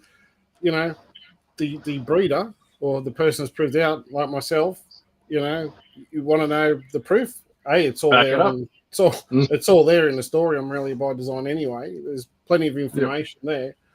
But I have all the proof that backs it up. Obviously now, you know, many other people are doing it. So anyone that has a new mutation and claims it as such should have the evidence that says, here's what I've done. And if you question it, well, they shouldn't get the shits about it. Yeah. Because you're only concerned about your own, you know, for want of a word, not being ripped off, I suppose. Yep. You know, do you due diligence? Do you go out and buy a car and, you know, the guy says, oh, it's 50 grand, mate, it's brand new, and you go, oh yeah, sounds good, I'll just give you the money for it. Then when you pick it up, it's a rusted bucket of crap. Due diligence, you know, do some research, make sure it is what it is. If they can't give you the photographs of that car to say it's in immaculate condition with low Ks on the clock, are you going to give me hard-earned cash? What's the difference? Yeah. Same thing. If they can't prove to you that it is what they say it is, you know, I'd be questioning whether I hand my money over or not. Anybody that has done the time and effort to prove out their lines should have no hesitation whatsoever in passing on those details. Yeah, at least show not two photos, like his clutches, his adults, his offspring, his this combination, like, you know, plenty of evidence. The full story. I mean, I've sat through your slideshow, Daz, of the Pepper story many times at her meetings and societies and wherever else, you know. Boring as batshit. I've heard it 100 times for me, but for new people, it's bloody exciting and it's a cool story, you know. And at the end of the day, it proves that it is what it is, and you deserve to get paid for that. You know, you've done the work, you've proved it out. Then fine, you know. That's why they are what they are, because it's proof. It's a real thing. You know, we're not just coming up with one animal and saying, "Oh, mate, I want 20 grand for this," because it's a, you know, yellow and black and green striped thing that's going to set the world on fire. Well, mate, you know, do the proof, sell it. So we might go back through some questions, Daz, before we get stuck here all night, eh? Yeah, I just can't look at the time. So I've actually kept I haven't looked at who's been asking stuff. I've kept it from where the last question was. So we'll just go through. What's this one? Jumping on Matty Travs, where's the said magic portal you speak of? Asking for a friend. That's a funny term that I think you were there that night, Daz. We went to a meeting with Shane Simpson. Yes. And Shane Simpson actually made that funny comment saying, the magic portal of animals that arrive in Australia, and he was talking about some virus stuff that came into Australia, and he believes the magic portal was located in Queensland for some reason, because he said, funny enough, a lot of these new viruses and things all turned up in a very short space in Queensland. So if you need to find the magic portal, Mr. Travis, head north, apparently, and that's where it's believed to be located. Apparently that's where Harry Potter lives. We said Harry magic portal. Yeah, I think there's magic portals all over the world if you look hard enough. But, where one portal closes, another one opens. I'm sure that's what happens. Be careful what comes through the magic portal, though. Yeah, so it's Jermaine. Where do you think would be in your collection if you never hatched a silver pepper? Mate, I'm not going to lie, the silver pepper has been a great thing, and I'm sure anybody else, was lucky enough to produce something would say the same thing. In terms of what would I have, I think obviously my collection would be different. I wouldn't have all the pepper combinations. I'd probably have less animals because I wouldn't have the pepper combinations. But in saying that, I still would have had other stuff. There still would have been granites here. There still would have been xanthes here, albinos. So I still would have been working on all sorts of other stuff. So this just gave me, let's face it, a free avenue to produce to start working on a whole heap of new mutations, which I'm sure anybody else would have done the same thing. But I don't think my direction would have changed. I think I still would have been doing the same thing. I've always enjoyed the genetic side of it and the combination side of it and polygenics and all that sort of thing. I still enjoy wild types. I still breed plenty of pure wild type stuff. Most of that gets wholesaled. So, this is kind of the fun stage. When you breed something, you make the hets and you got to grow them up, and then you produce something else, and then and as Brent alluded to earlier, what I breed with mine is different to what he breeds with his, and what you breed with yours is different again. So you've got all that polygenic variation within those mutations. So yep. You got the golden ticket to say to Ness, I need these 600 holdbacks because it's part of proving out this genetic silver pepper program. Yeah. So you actually had a legit excuse to have every conceivable combination of pepper on the frying. Well, it did. I obviously couldn't afford to buy every combination, but I bought enough to do what I could. I couldn't afford to buy a snow. I had the ability to make my own, but just didn't get one. So, that's the way it goes. I didn't have the money to buy a snow or a moonglow when they came out. So, unfortunately, should have asked me, mate. I had a couple of spare ones. Yeah, the fun and games with it. What else? You breed Alan Forbes. You breed anything nice in the department, take them. Well, not here. You haven't taken any of my stuff, but Waters, they took Spencer off me for being too fat. Well, I haven't heard that before. There you go. Did you read that one? Oh, that looks expensive me for too. Who? The department? Yeah, that's how they got it. I don't know. Sure, it wasn't a rescue. The department will often confiscate things when they do busts through drug raids and stuff like that. So often the police will get a tip off. And that's how national parks will get them. It's not necessarily a confiscation due to, being nice or being obese or anything. You'll find there's a lot of stuff national parks gets through. It's either non-releasable rescues, as in, if you get a Darwin python find in Sydney, obviously you can't release it here. It has to be rehomed, as an example. Yep.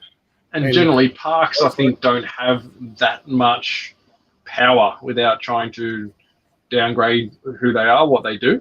And generally, when you get into those sort of things, we're talking about border security get involved in most of those repossessions, of off licensing or imported things or illegal species things. And mate, they have the ultimate power. They do as they please. Parks don't quite have that sort of reach, Yeah, that's exactly right. Bren, where are your racks from? These are Vision racks, the ones sitting over here behind me. The other melamine ones that you can see in the background, I built all those myself. I mean, Oh God, 16, 17 years ago now. Yep. Well, Vision. sell it A hard thing to find these days. Yeah. Colin Ray, I ain't even Colin. I'll be in touch with you this week if you're still hanging around. Colin. Don't worry about Daz. Send your animals to me, mate. Daz has got too many. He's run out of space, I heard. I'm sending him some. Even more reason you need some space, Colin. There must be something you need to send down to me. Yeah. So obviously Shakita looked up that book when we were talking about that. Yeah, $349. Good book though. Sometimes it's worth the pay. That's probably expensive. If you hunt around, you can probably find it cheaper. Obviously, it's good book to know. Yeah, I doubt it can be found. So find the ebook is the answer, I think.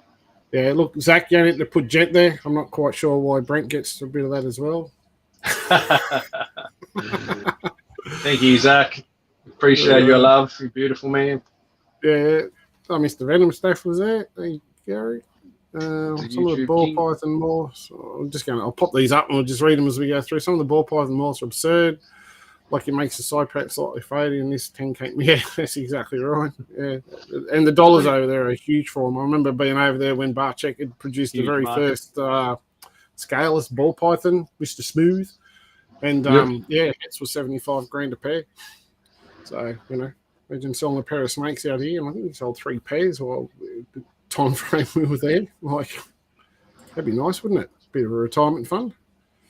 Absolutely. But I guess in the States, a lot of that stuff is proven, like we talk about what we're talking about tonight. Yeah. It's so much of that stuff that's new is popping out and proven, so. Yeah, nutmegs. Nutmeg. Well, that's exactly right. They do put the time and effort into breeding and reproducing and stuff over there. It's a different league, I think. I think you produced a nutmeg through a few of those clutches you hatched out over the peppers over the years. Certainly there's certainly some variety. I really need to get a whole heap of them and take one of those photos of them all in a bucket, but I just get too lazy. So could obviously going back to the striped diamond things, could they be integrated? Yeah, I had some really nice striped integrated years and years ago, long time ago. Stunning. It was an interesting post I saw today. Someone saying, integrades they're a wild hybrid between diamonds and coastals. That is not correct. They are not a wild hybrid. They are their own genetically they're their own species. They live in the middle of the two. They are their own python. Integrate's a really, really bad name. I mean, we were trying to get rid of them, calling them Port Mac carpets and all sorts of stuff, trying to get away from the term integrate. But you have diamonds, you have integrates, and you have coastals. You might get a blend closer to, but blending up into jungle eventually. Yeah, but you're in the middle of integrate territory. They're not diamond cross hybrids. That's what you make in your house. These are wild animals that have been there for tens of thousands of years. Serious. What's the next one? Locality. Yep. Serious side. How far into the next season are you guys? Still feeding. What about you, Brent? I fed all day today. Hence the scarring. Look at the scarring. That's feeding wars. You should try feeding them rats instead of hands. Yes, well, no, still full scale feeding here, mate. There's most stuff is absolutely ready, up to size. It's just all those last few females I'd like a little bit more meat on coming into season. So I know a lot of people get antsy and keen and want to get in early, and there's certainly some animals that will breed early and produce clutches, but many pairings, as we've seen over the years, that go in early don't produce anything. So I'm never in a rush to get in early and start pairing things up. Everyone's collection is different, though. Everyone lives in different climates. Everything is on a different schedule. So everyone does their own thing. For me, I'm not really looking at pairing anything up until June, July. I find when I look back at where my eggs are all laid, 60 days, 90 days before that, I look at the pairings and ovulations, and I find that late June, July is my best time of when they all turn into November, December clutches for me that are hatching. So it's still feeding time, absolutely. And for us, certainly here in New South Wales, I don't know about the rest of the world. I know we've all been affected by flooding and cold weather, but summer hasn't really been a really hot summer, so I'm not. Today we've had a little bit of warm day here, and lots of stuff fed really well. Some on my hand. Everything's excited about food right now because there's some heat, So I wanted the snakes to enjoy that before we sort of slip back into a natural cooling phase as soon as winter kicks in a few months. Yep, the same. Still feeding. I don't fight winter. I tell everybody that asks me what I do. I don't fight winter. I don't fight the weather. I don't stop cooling in April because it's the 1st of April. I stop cooling when the snakes stop feeding. Simple as that. Males will go off their feed first. That could be middle of April. Could be the middle of May. Could be middle of June. It's really subject to Mother Nature. I see people. Some things do go earlier in season, like chondros, but it's subject to where you live, your temperatures. Just because things are mating now doesn't necessarily mean it's good. So Antaresia and a few things sort of kick off first. It's traditional. Yep. So my message: don't rush it. When it gets cool enough, you'll know. The pythons will know. The girls will probably still feed, but the boys will start pacing their cages and won't want any food. And that doesn't mean you need to, he's pacing his cage and not eating, let's pair them now. It doesn't mean anything. The female still needs to be cooled and cycled. So give it time, don't rush it. And, once the weather gets right. Oh, here you go. Brent knows all about mosaics. Darren was Googling it before the show, mate. Tell us your mosaic story. I have been. Well, I can tell you what it says, but that's not really explaining it, so I don't want to. It is not something that I can. Google is the answer to that, I think, because Google comes up with some pretty shitty answers on things that are, being researched and better answered in different areas, Yeah, I mean, it says here genetic mosaicism is a post-zygotic mutation. So there you go. That answers that question. But in reality, yeah, there's a lot more to it than just a simple explanation, and I'm saying that because I don't understand it 100%. As our disclaimer at the start, we're not geneticists, and I'm trying to learn this and understand it so I can explain it to other people. Like no different understanding how tyrosinase positive works and what it is. So, but it takes a lot of research, and then when they start bringing up all the other big words that go into genetic stuff, because I tend to look more at, so not just Python type stuff, but scientific paper type stuff, which is all very technical. I don't understand it all, so I research it so I do understand it all, and that takes time. But the main reason is that it was because of the children's that Steve Carruthers is producing. It appears that that's what they are most likely to be. So. Yeah, it's much like the paradox. Oh, for sure. It's much like people have often said to me, paradox chimera. There's obviously the crossover, and people have called certain things what they think are chimeras, what they think are paradox. My understanding was paradox was still just a single snake that displayed two phenotypes. So it might be a wild type thing with albino patching, for instance. Chimera is actually two embryos merged, so it's two snakes with two separate DNAs in one. But it will still reproduce, if it ever reproduced, as one or the other. It's not going to produce as both. I mean, much the same way paradox do, So, but chimera is actually two animals merged together, or a paradox is not. So there's different terminologies people have tagged on things which are not always exactly correct by scientific terms, but we're also learning.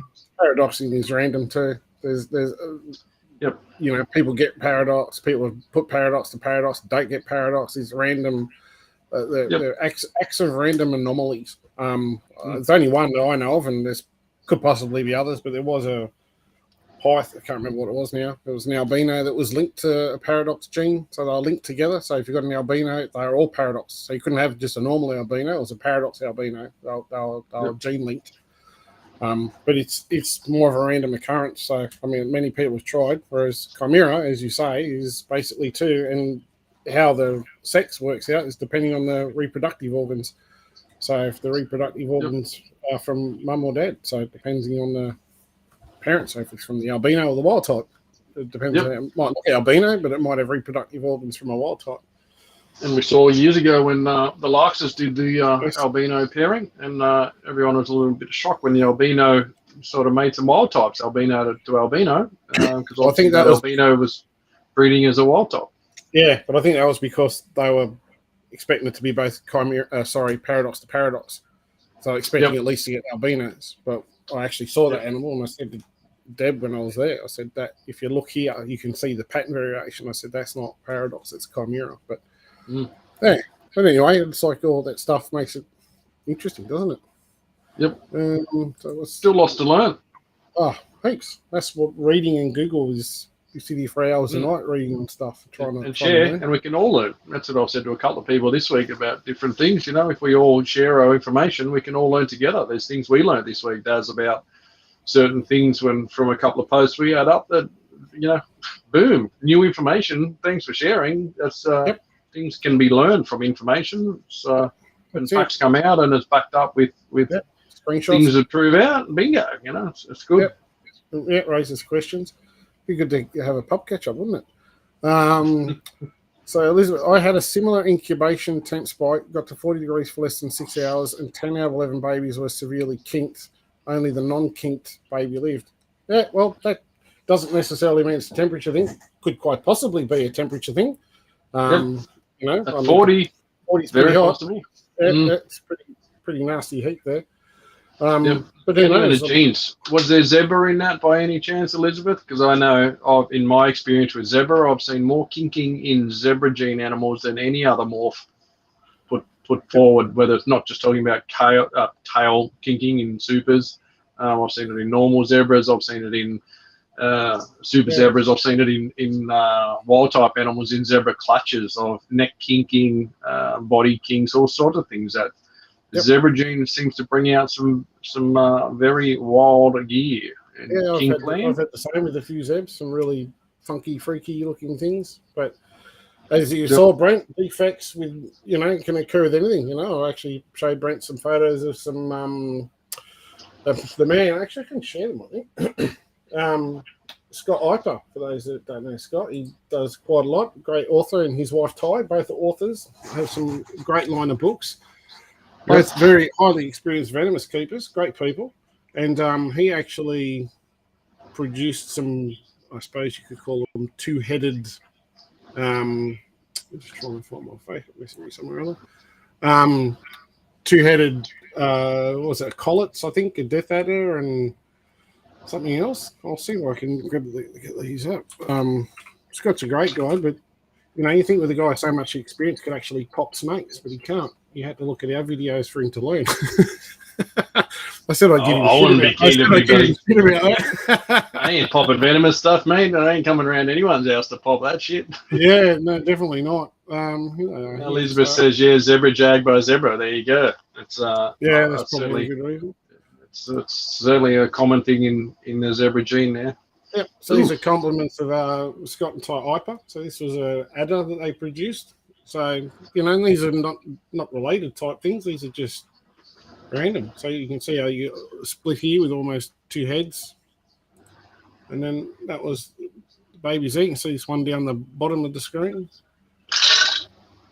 and that's a lot. Must be the other way. There is the other one. Oh, there it is, and there's the other one. I think that was. And that's these are pure species of animals. Yeah. These are just from vens. I just had some breeding with some vens. Yeah, we're actually talking. He said, "You ever know anyone that's ever produced 3 two-headed snakes in a year?" And I'm like, "I don't know anyone that's produced one." No, definitely not. I think Dave Raptor produced one in a carpet once that died. It's the only one I've known that I've seen myself. But people often blame mutations for these things. It's funny how a lot of pure lines produce some of these mutants, I guess you could say. I've had it in pure Bredli. Pure Bredli with the brain exposed out the top of the head. I've had it with organs popped out through the inners. Massive kink things in pure zebra jungle lines. I've had mutations produce some weird stuff too, absolutely. But it's not just mutations that get it. Pure species of things will do the same thing. So, 100%. It's just part of it's nature. Faye's very correct. There's some weirdo humans can pop out as well. Pure human. Definitely. We all know one or two. Sorry, let's see that is a lot of interesting play. Yep, certainly will, Faye. Get on that. Tremaine. What's this one? No, I can't read all that. Doesn't fit on the screen. So Tremaine says, in any silver pepper, has anyone ever produced the exact same mutation from completely unrelated pairs? Or in any species, sorry. Has anyone ever produced the exact same mutation from completely unrelated pairs? Like someone producing albino carpus from a pair with no albino heritage. That's still the same as albinos around.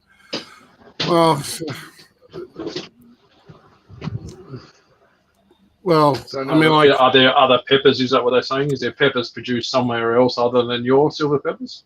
Well, you can unrelated mutation. So it's like saying, has somebody ever popped up something else that's the same as whatever exists? So it is an example of albinos.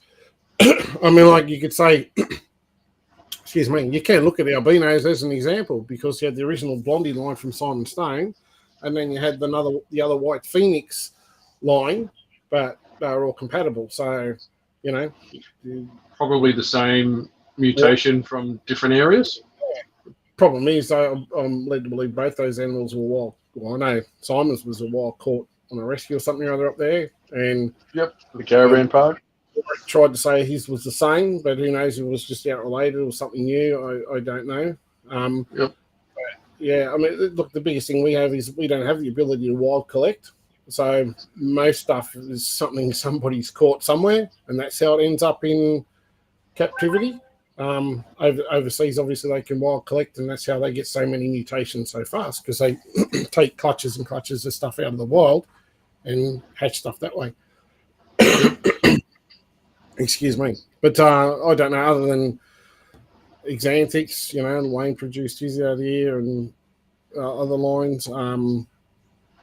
There's nothing else, I think. I think all the albinos are the same. I wouldn't really say there's two different lines. I'd say that's all the same stuff. But probably the same gene. Yep. Yeah. Punch up that picture I just sent you, Daz. There's Jared Sharp just sent me a picture of a two-headed, looks almost like a ghost. What pairing's that from, Mr. Sharp?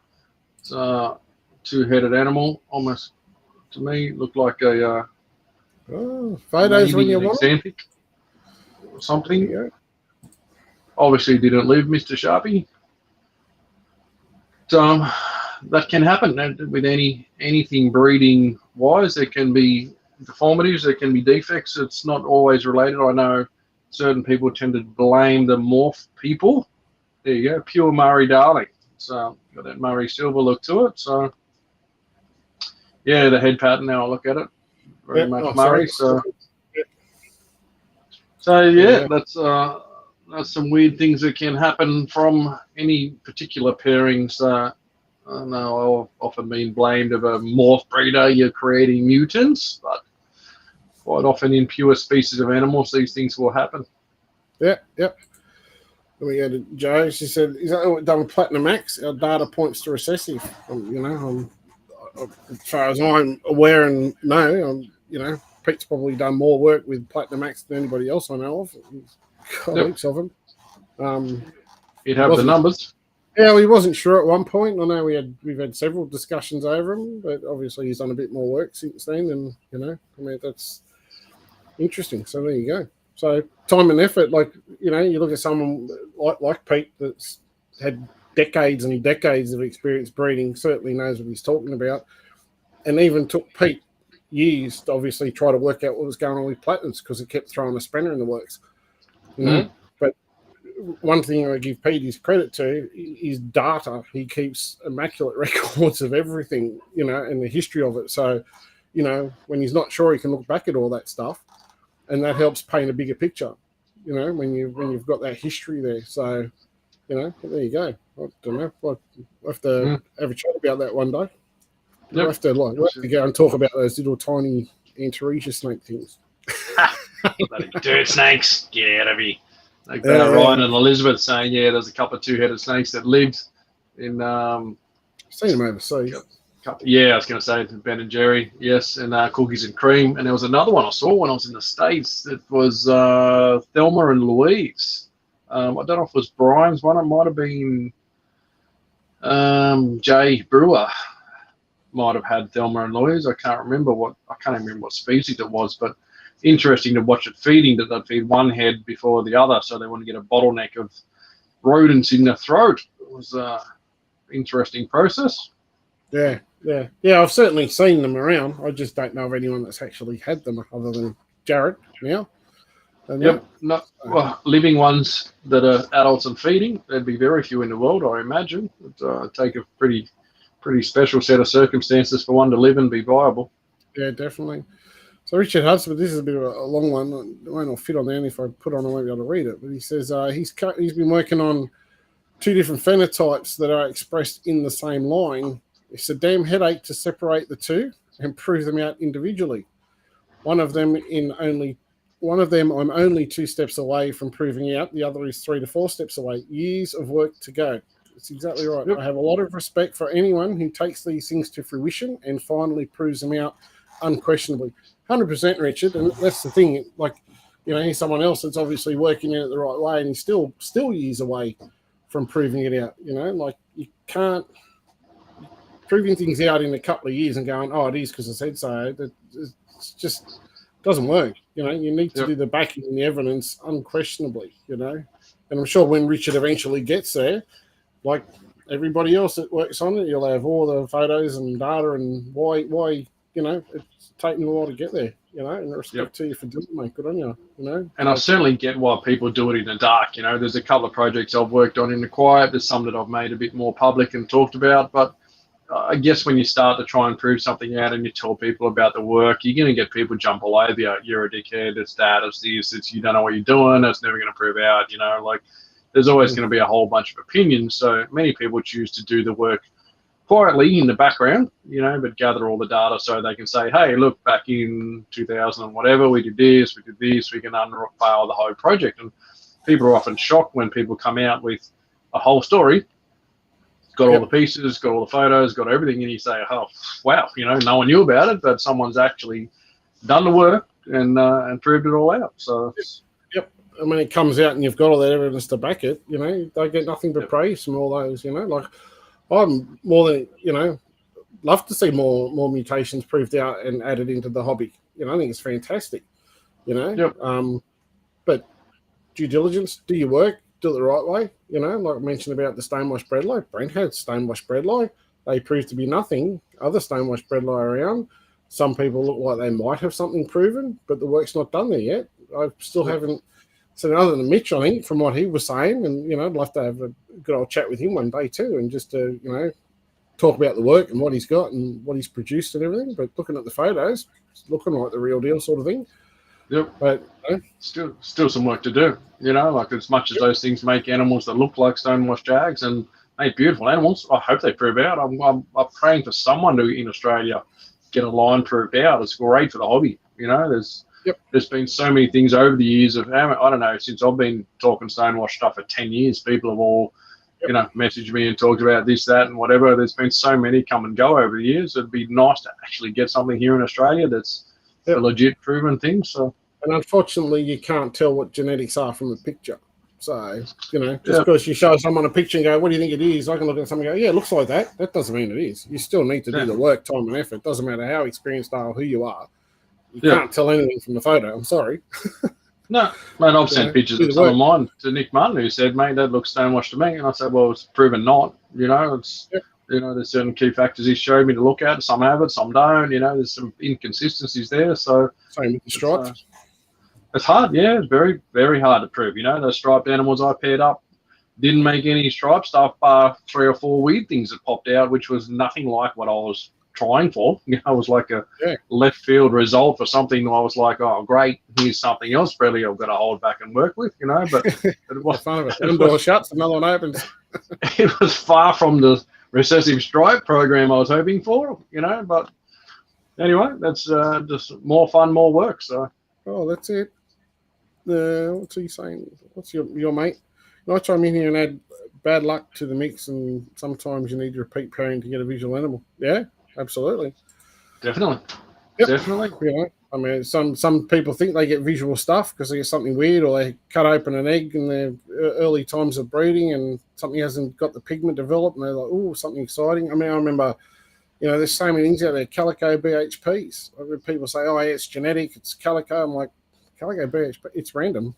I know people have done calico to calico and never produced a calico.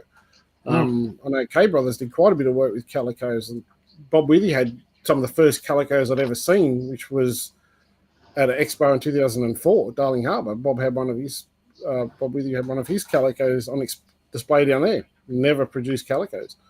Yep. So, there's lots of stuff around that people think, but not reproducible all the time.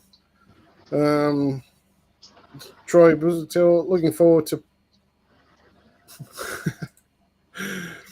he's looking forward to providing out his full moon.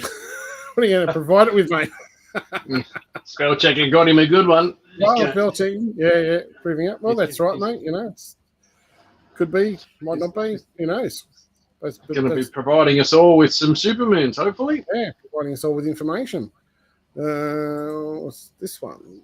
I like all these interesting comments.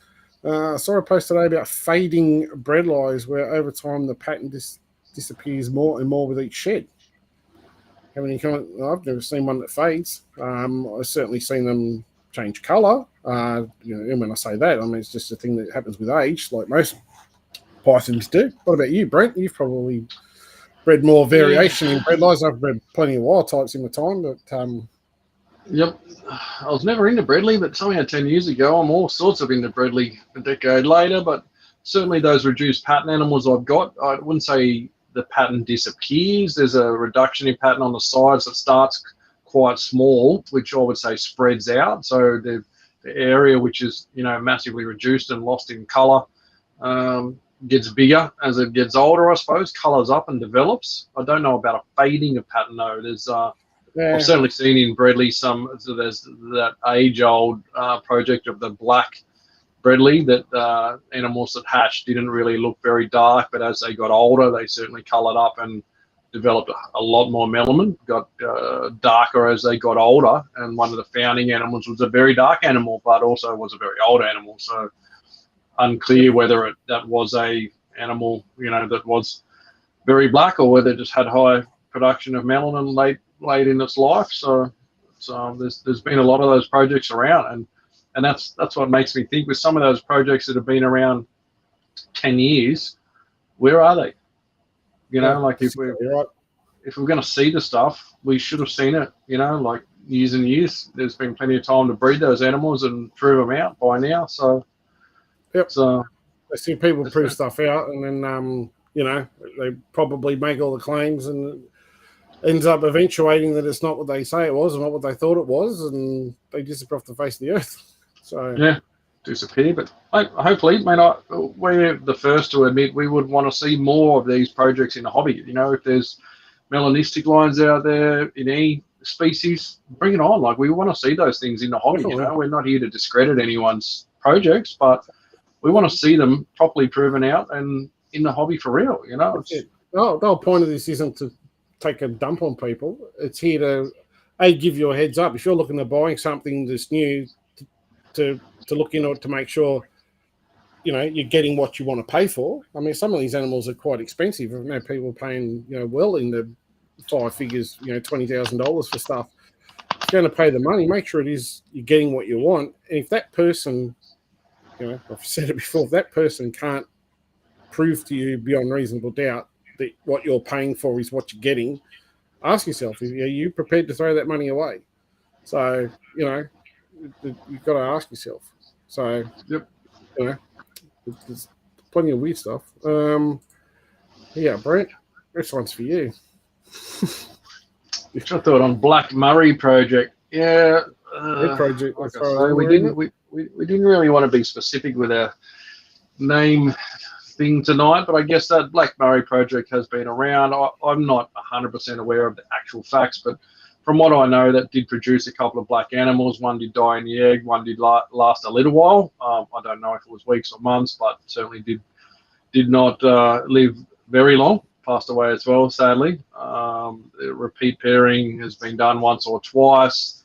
Blacks only came in one clutch, and now I believe the siblings from those animals are for sale, not the parents. So I don't know why the parents have not been bred more to try and make more. Obviously, the visual animals will be a greater starting point to try and prove the line out if you've got something visual. If you're working with the siblings to that, obviously you're hoping they are all possible hets or hets, and you can crack the combo.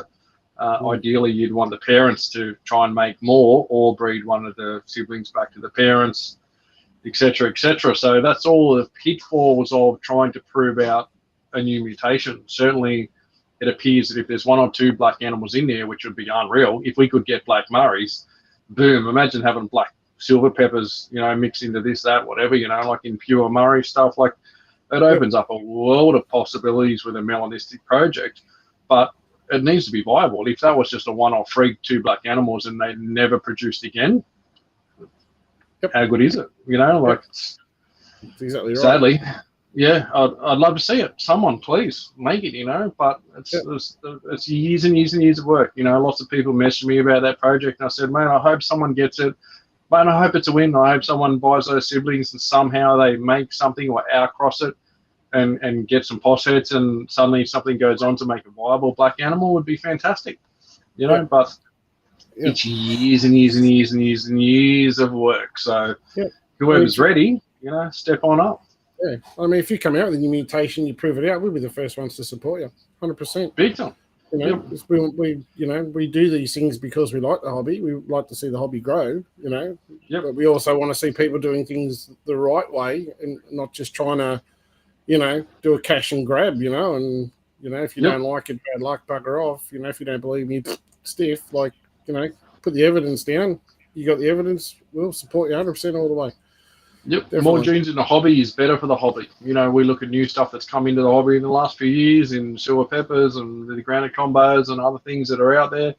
It's good for the hobby. There's new stuff. It's exciting. There's combos everyone wants to make, and as the price gets more affordable on some of these things, more and more people will get involved in them and take them in different directions. So if we suddenly just drew a line in the sand and there was nothing new, things would get very boring in 5 years. There'd be nothing new and exciting coming. And the fact that there's more and more stuff, genetically, more and more stuff's being inbred, so to speak, regardless of what it is, the more chance of unusual stuff starting to pop out, So which is a good thing. Less wild caught stuff around now, not as many people interested in the wild type things. Everyone's into the mutations and stuff. And I mean, there's still, don't get me wrong, there's still people that like wild type stuff. I still breed them myself. I still enjoy that sort of thing. But even there, line bred, you don't have new stuff coming in. You're still working within the boundaries of what you have in your collection. So, let's go on to what's Maddie's just said. Tiger Junkles, good example of polygenics. Scotty Reed says, hey, g'day, mate, if you're still here. Mr. Reed. Longer than, only be a 45 to 50-minute chat. Yeah. That's what we said, Daz. Quick show, 45 minutes, 2 hours later. Yeah. Mate, didn't you do that with your comment, mate? My Commodore was like you, mate. My face says hello. What's this one? Off topic. What's this? Off topic, but seeing some snakes being sold unlicensed. Should I report them or just leave it and forget what I saw? Well, Jockle. I didn't see him. Sadly, as my experience over forever, anything that's reported to parks about off license or whatever, nothing ever comes of it, nothing ever goes of it. So sadly, I think it's a waste of time, unless there's some sort of animal cruelty or some sort of illegal things involved in it. I wouldn't be too phased about it because parks certainly are not either. So we don't condone it. It's not the right thing to do, but unfortunately, with reptiles, there's plenty of that out there. So it comes with the territory. It'd be a minor thing to them. I'd say, all for doing the right thing, absolutely. And I think if you do complain, they've got to investigate it. But there is probably, I know the national parks know they have a problem with non-licensed people, hence why they're trying to look at changing the license, and which has been going for, this is New South Wales I'm talking about here. Been talking about it for years, looking at taking all Class 1 animals and making them off license and all sorts of stuff. But, there's probably, I'd say for every one of us that's licensed, there's probably two that aren't. So, I mean, we can only do the right things ourselves, and, it's up to you guys to do the right thing. But, I mean, you could probably complain constantly. The amount of stories I've heard over the years, especially working when I was wholesaling in the pet shops, the amount of times customers, well, shop owners would say they had a bike on the weekend. They had corn snakes and milk snakes and boas, and what should this eat? And what should that eat? I mean, what do you do? I don't know who those people were, but there's plenty of it out there. David Avery, albino pepper on the agenda. Yeah, mate, they're on the agenda. There's one. Here's one I prepared earlier. Yeah, it's probably a bit big in here. Probably photos more somewhere or other. Well, I don't know. I can't find anything when there's just photos of all sorts of stuff. Lots of yellow snake. I think another photo. There we go. Another one. Beautiful. How old's that one now? That one's nearly a couple of years old, isn't it? Oh, it's an adult now. Yep. Yeah, do you want to see that one? Get it out. I want to eat my face off. She's probably hungry. Feeding day.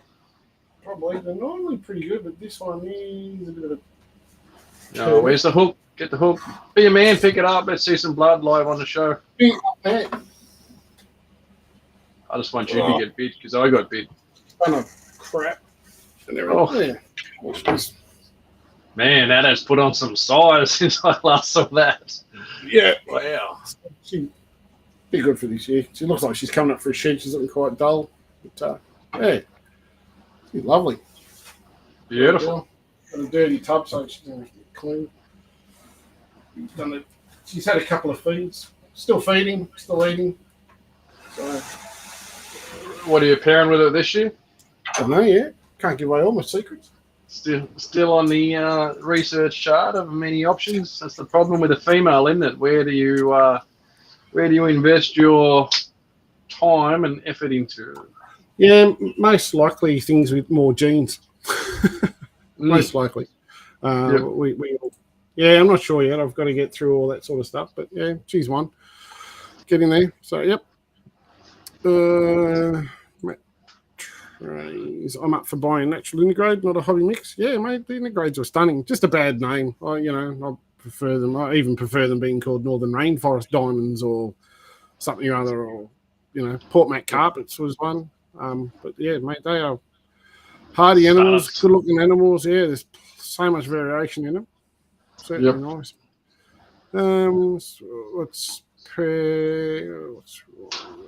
What pair are you excited for this season? What about you, Brent? Oh, I'd like to probably get some caramel granites finally. I tried for a couple of years and failed.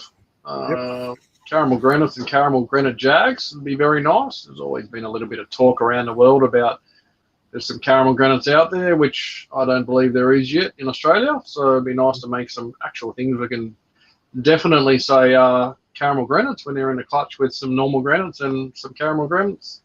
Yep. Be very nice. Yeah, definitely. Nice looking critter. I got a couple of projects, I think. One, I've got some, I'm going to give Brent's thoughts a crack this year on some posshets. So I've got a few posshet peppers, Zeb Jags. So I think I've got about 3 or 4 Zeb Jag females that are all posset peppers. Want some pepper syrup? Yeah, so I'm going to put a pepper over a couple of those girls and pepper boy over a couple of those and try your luck with the gods, eh? Yeah, I mean, if you had all the luck, hopefully, maybe it was yours last year and it's my turn this year. So during pass the torch, mate. Yeah, you hand the torch over if you don't mind. I'd be happy to, mate. I had a season of brilliance, so I'd only be fair if you got your turn. Yeah, so that's one. I'd love to see one of those hatch out. Obviously, I'll have pepper over zebra or zebra het pepper, which she slugged out on me last year. So so to see, I'd like to crack that pepper zeb or pepper zeb jag. It'll be a chance of a couple of new mutations to add to the list. So there's certainly something I'm excited about. There is another pepper combination I want to make some double hets on. Well, actually, triple hets, yes. With an incomplete dominant gene there. So that'll be an exciting one. I might keep the lid on that one for the moment. Yep. Some big gene combos there. If mate, another one, I'll pass the torch to you. Get it done, boy. Don't fail me. I'll be certainly trying from my end once more. Yeah. And the other one is just to sit with it. So there's a couple, and I need my integrades or Northern Rainforest diamonds, whatever you want to call them. They are absolutely stunning. So, hurry up. I need to get them done. They have been moved into a new enclosure. They're absolutely huge now. I've given them a good feed. Though I think they might have been, they were borderline. What you got there? You and bloody Dave Raptor have failed me on those for far too long. I have been waiting patiently, and you're starting to shit me a little bit. So both of you need to pull your digit out and let's go. But you need me to do something original like this on you. I had a photo of you somewhere. There it is. There you go. Look at that. The founding of Albinos over Breadlie that I made, which Brent had great success with, and I didn't. So, but I knew I had the photo. Thank you, Daz. I do appreciate it.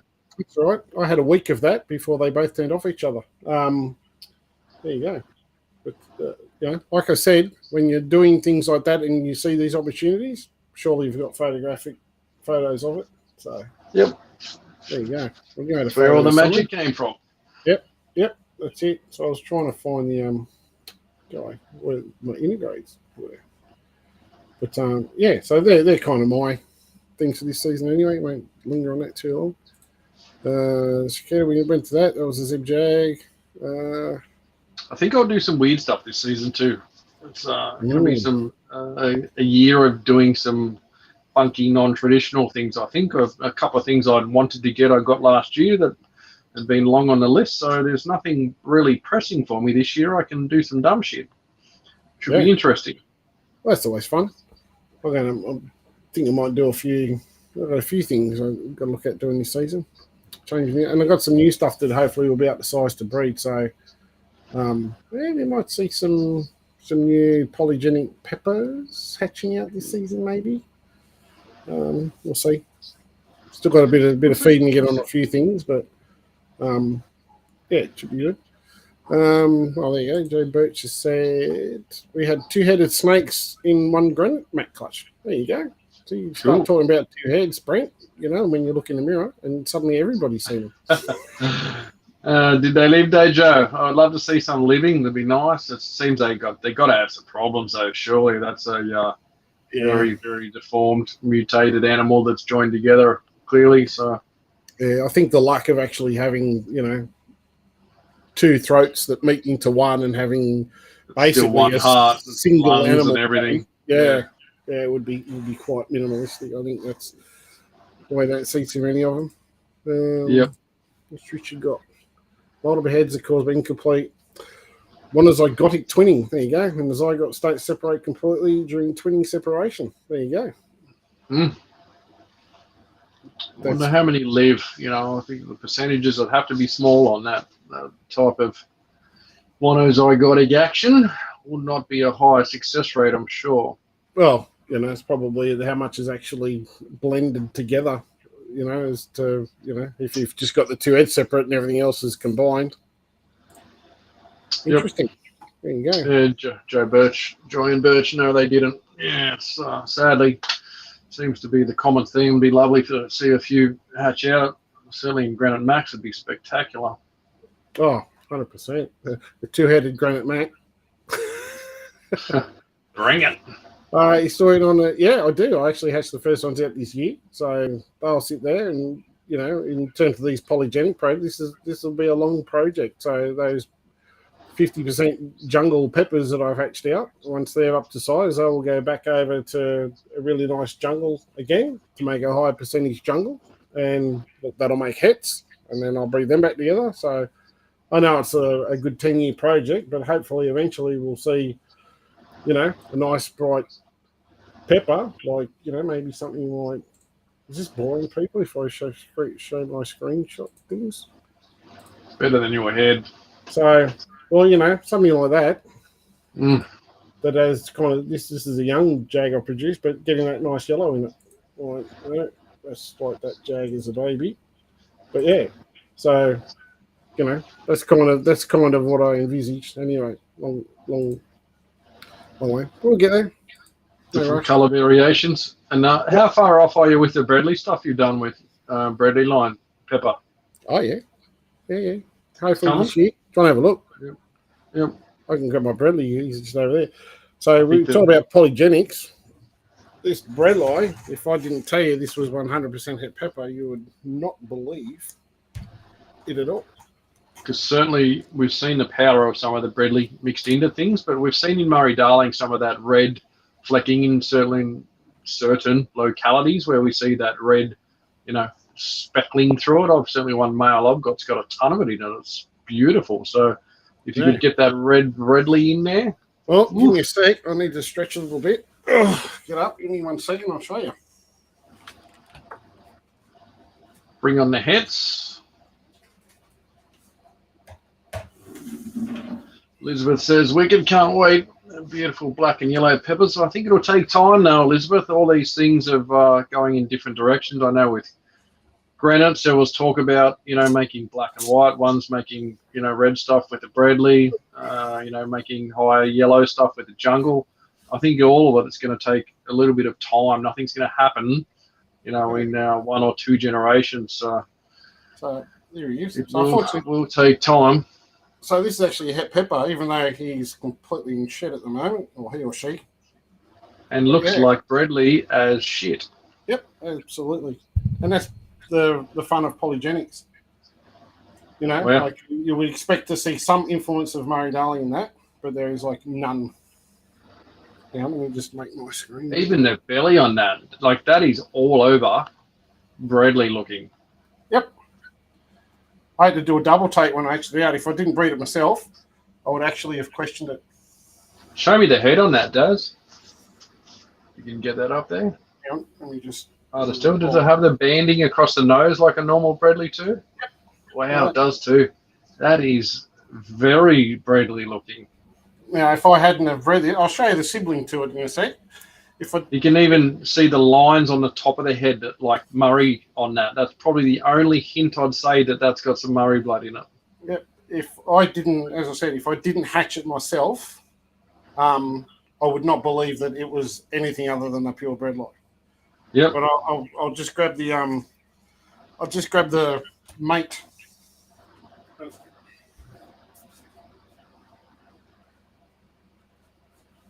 Yes, Troy, bring on the footy shorts.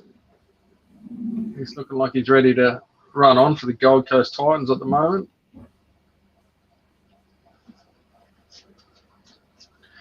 That's a crazy looking breadlie. You rarely get that when you mix species together. You just do not see something that's really down that one end of the scale. So that's a fortunate outcome.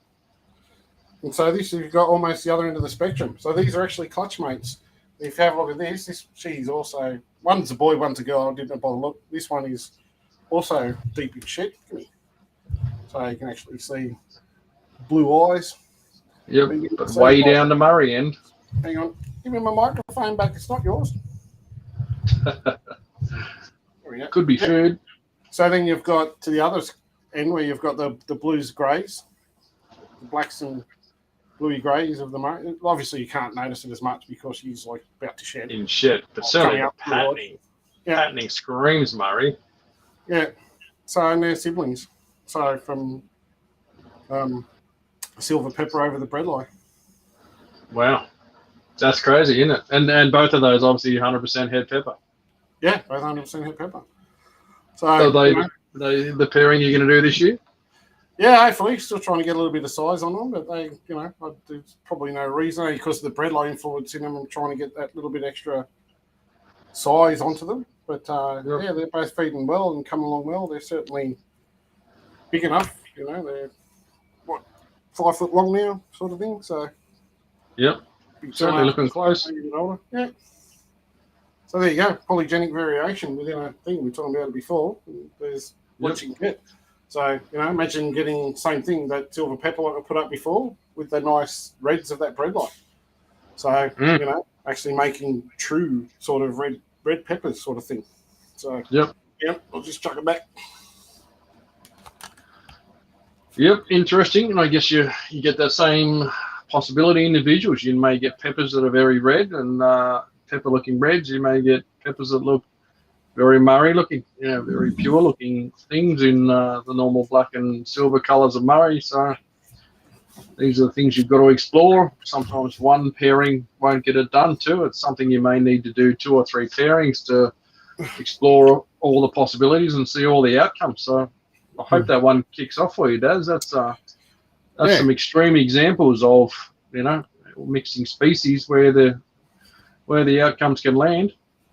Yeah, that's exactly right. That's, you know, imagine that if it was a colour trait in an animal and you're trying to work out if it's an incomplete dominant mutation or not. Look at the variation. Yeah. Extreme variation in both directions. We talk about that scale of 1 to 100. You know, in this case, we've got silver pepper and breadlie. You got one that looks like breadlie, one that looks like Murray, opposite ends. You got one on 90 and you got one on 10. You know, it's miles apart. Yeah. But yes, hopefully the breadlie looking one's actually the girl, the other Murray one's the male. So hopefully they'll go this season, which is why the breadlie is probably a little bit bigger than the other one. So hopefully they'll go this season. That'll be interesting to see what hatches from that. So there'll be some exciting, hopefully if season goes well, there'll be some exciting clutches. Some polygenic traits that pinstripes are up to size. The pinstripe albino line, I'll put up the photo before of those males and stuff. So that'll be exciting. See some more of them. Where are we up to? I don't know. You're in control of the keyboard, mate. Next question.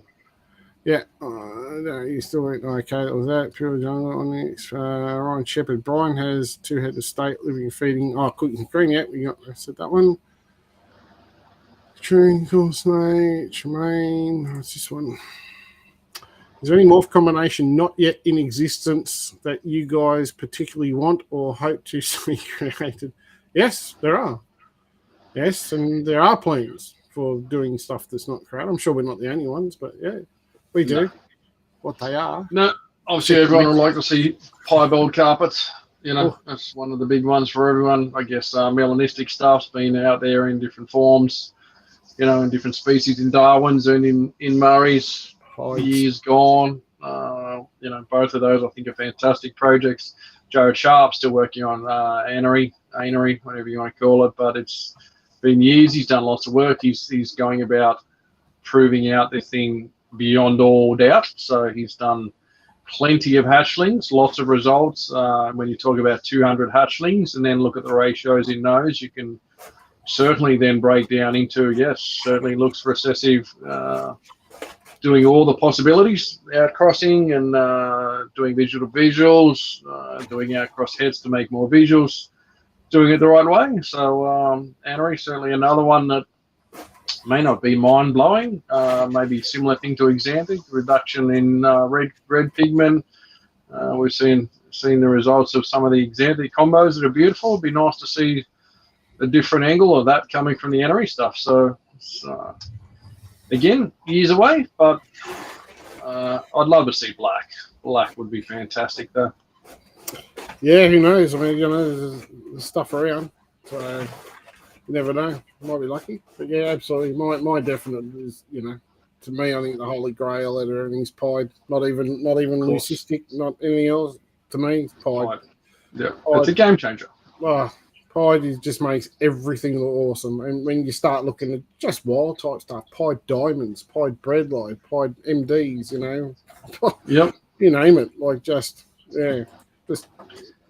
Let's start again. It's everything you've ever made in the last 20 years of Morph World rebuilt. You know, start from scratch.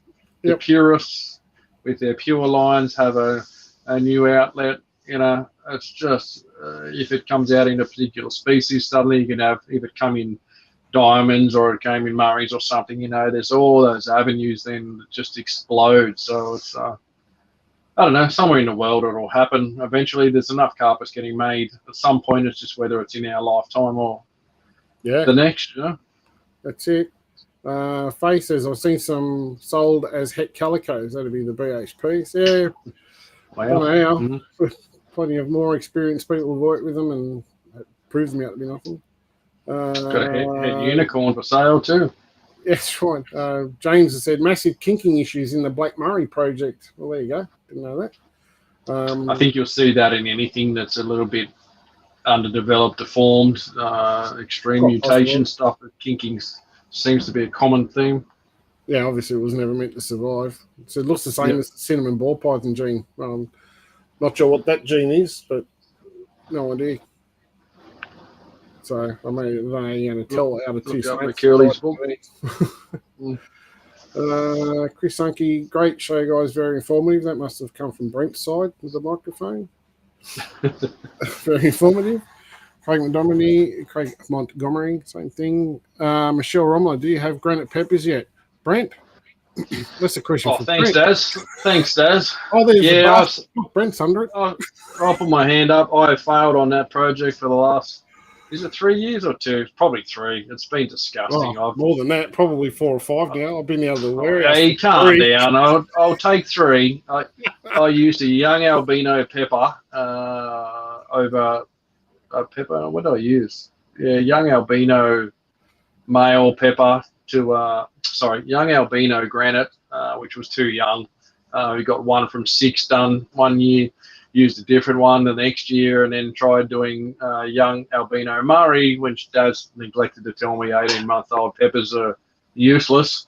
So I tried that over an albino pepper girl last year. So I've given up trying for the triple gene combo. And this year, now that I've done everything else I've needed to as far as albino granite jaguars and other combos, I'll be smashing it every which way and probably come up with a whole bunch of heads. And also pass the torch over to Darren to complete the mission on his side as well. So I think between us, we'll come up with something that will at least get the double heads done. I'm confident. We may well see some triple heads and finally put an end to the story of that there may be the same gene in different species. Anyone who's owned granites and peppers, I think will agree that, in my opinion, they are nothing alike. They are definitely going to make double heads and triple heads. So, but interestingly, we got to do the work. You know, we've got to make the heads. We've got to then go back and pair them up and make clutches that we'll see. You know, quarter peppers, quarter granites, and a 1 in 16 shot at the granite pepper, which will be interesting. Who knows what it's going to look like? Yeah. I mean, the simple answer to that whole debate is, you know, when granite and pepper go together, there's a clutch of wild types. Bingo. That's going to answer the question, and obviously the reinforcement of that proof is going to be the pairing of them and getting the 4 different phenotypes. Yeah. Yep. Your wild type, your pepper granite, your peppers and your granites all in one clutch. So, you know. Yep. And maybe others if we slip a couple of extra genes in the recipe. We'll see. Yeah, you never know what might fall in there at some point in time. But yeah, so we are there. David Avery, start buying the Kahlua now. My wife says to me today, Kahlua and Bailey's is on special. Oh, stock up for the 2023 season. Yeah, I said, can you go and buy a case of each? I'll just take them all out to Brent's now. Where's it on special at, Ness? Shoot me the details, because yeah, I'll remind me. I'm out. You know. Funny enough, it was they're the liter bottles too. She goes, I don't know why they sent it to me. I'm like, I'm not. Perhaps you'd Googled it a fair bit on her phone previously. Yeah, I'm not sure. She did say, but we'll go into that later. But yeah, so let me know. I need to know. I need to stock up. $8 off the other, or something like that. Yeah, bring it. So, I mean, Joe Birch, no, they didn't. Unfortunately, I think that's the double-headed stuff didn't survive. Manya. Has been much done with adding other genes to the integrades. I have an integrate which is poshet exanthic. Earlier, cool. The diamonds seem to be fairly untouched with a lot of stuff, and that probably leads down maybe a little bit more difficult to breed with other things, a bit like the red late season. I'd probably put it down to that. Obviously, if it's poshet exanthic, then it's obviously not going to be integrate coastal, I'm assuming, unless it's jungle exanthic, not sure. I know there's obviously people have got albino into diamond. Yep. I know they've done visual stuff. Now that it's been mentioned, you know, it's something I've been toying. I haven't done that project. I've sort of got enough on my own plate to toil, but I have contemplated maybe this year with a few extra female albs up to size, actually throw my integrades and make some albino type stuff. But I got enough projects going on. I don't really want to know if I want to add to the pile, but Sure. maybe certainly different. No. That'd be interesting. Yeah, mate, I hope diamonds pop something out in time. There's really no proven morphs here in Australia for diamonds, so there's been a lot of photogenic lines and some beautiful line-bred animals over the years. There's been some high green animals, black and whites, high yellows. There's been some beautiful lines established and lost in the hobby as such, but there's nothing like a true mutation. Overseas they've got Stardust, and I know there's a guy overseas working on a piebald-looking diamond as well. If those things could pop up, diamonds would boom. They would explode in popularity. I mean, I feel like diamonds are already exploding. There's people messaging me constantly the last couple of years for diamonds because people have sort of neglected them. They're not so much, well bred in the hobby because 5 years ago no one wanted them. They were $100 snake you couldn't sell, so people just stopped producing them. Now there's none around, so everyone wants them again. It's that cycle. So yeah, I remember when I bred mine, they were like $350 each for ages, and they dropped down to $250, and I ended up stopped breeding them as they come down and sold them all on, moved them all on. Yep. But and they just disappeared. Yeah, it's what happens though. Like even I had someone messaging me about roughies. They had a striped roughy, and they don't have anyone crossed roughies with something else. I'm like, not that I know of, not that I have any interest in that, but. Same thing, I stopped selling them because the market came down. They're class 2 animal, they're harder to sell. Not every state can have them, but no one. Everyone who wanted one had one, I think.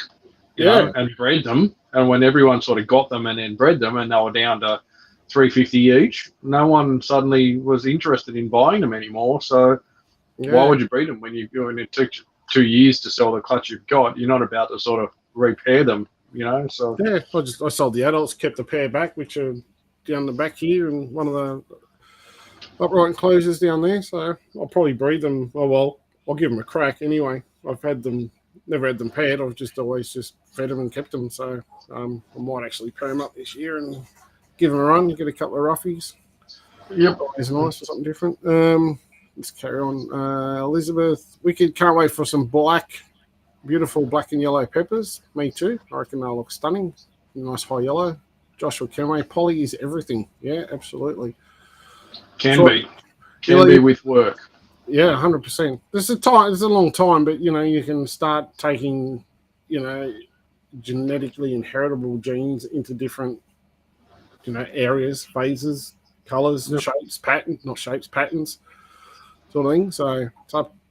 There's so much you could do if you want to dedicate your time. Like Z-Max, putting all their time and effort into jungles and zebras and stuff like that, and making some studies. Give them, more years, and they'll just get better and better. Yeah. In lots of directions too. They've taken a species and exploded it. So and that's all it takes. You start to get known for having the best of that in around. Troy Blizzard, he must be picking on me footy shorts. Picking on the footy shorts.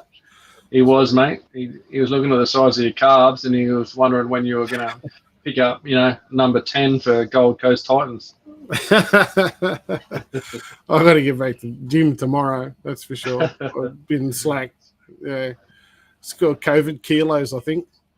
Get it done. That's it. What's this one? Elizabeth, when doing polygenics like that, would the more normal looking hets like that bredli produce more drastic looking babies? Theoretically, yeah, you would think so, because you want the reds in there to come through into the peppers. That's the whole idea.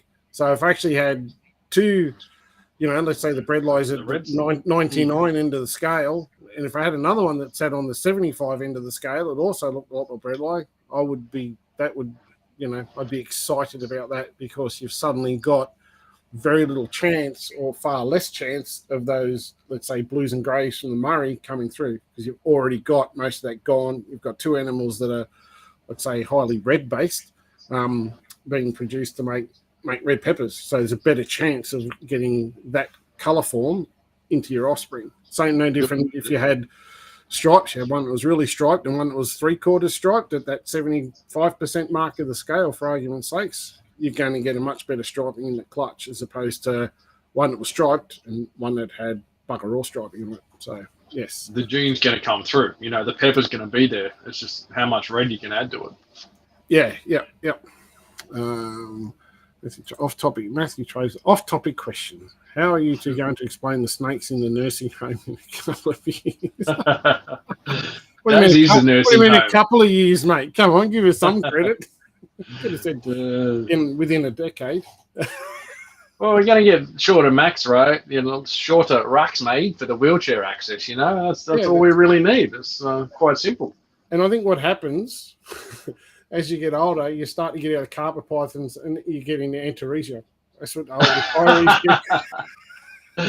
Sorry, Pete, Marty, and all other readers. I thought that's the retirement snakes, because you can sit there and little drawer and your little hook comes out and it's easy to do when you're in your wheelchair. You're not as strong, so you know you can handle lifting up those big snakes anymore. Marty's so old he lost all his hair, so that's exactly right. Pete's gone grey. A lot easier. Yeah. Pete even had to colour his skin in because it was going all flaky and old and decrepit, so now it's got colours and stuff on it. Nursing home. Jeez, how rude, young whippersnappers. Michelle says gammons can be very red. No, I haven't done gammons. I mean, they're so close. They're Murray's anyway, realistically. I mean, I know Simon Stone was like, gammons. It's just a locality type. Do you have any? Nice. Well, if you want, if you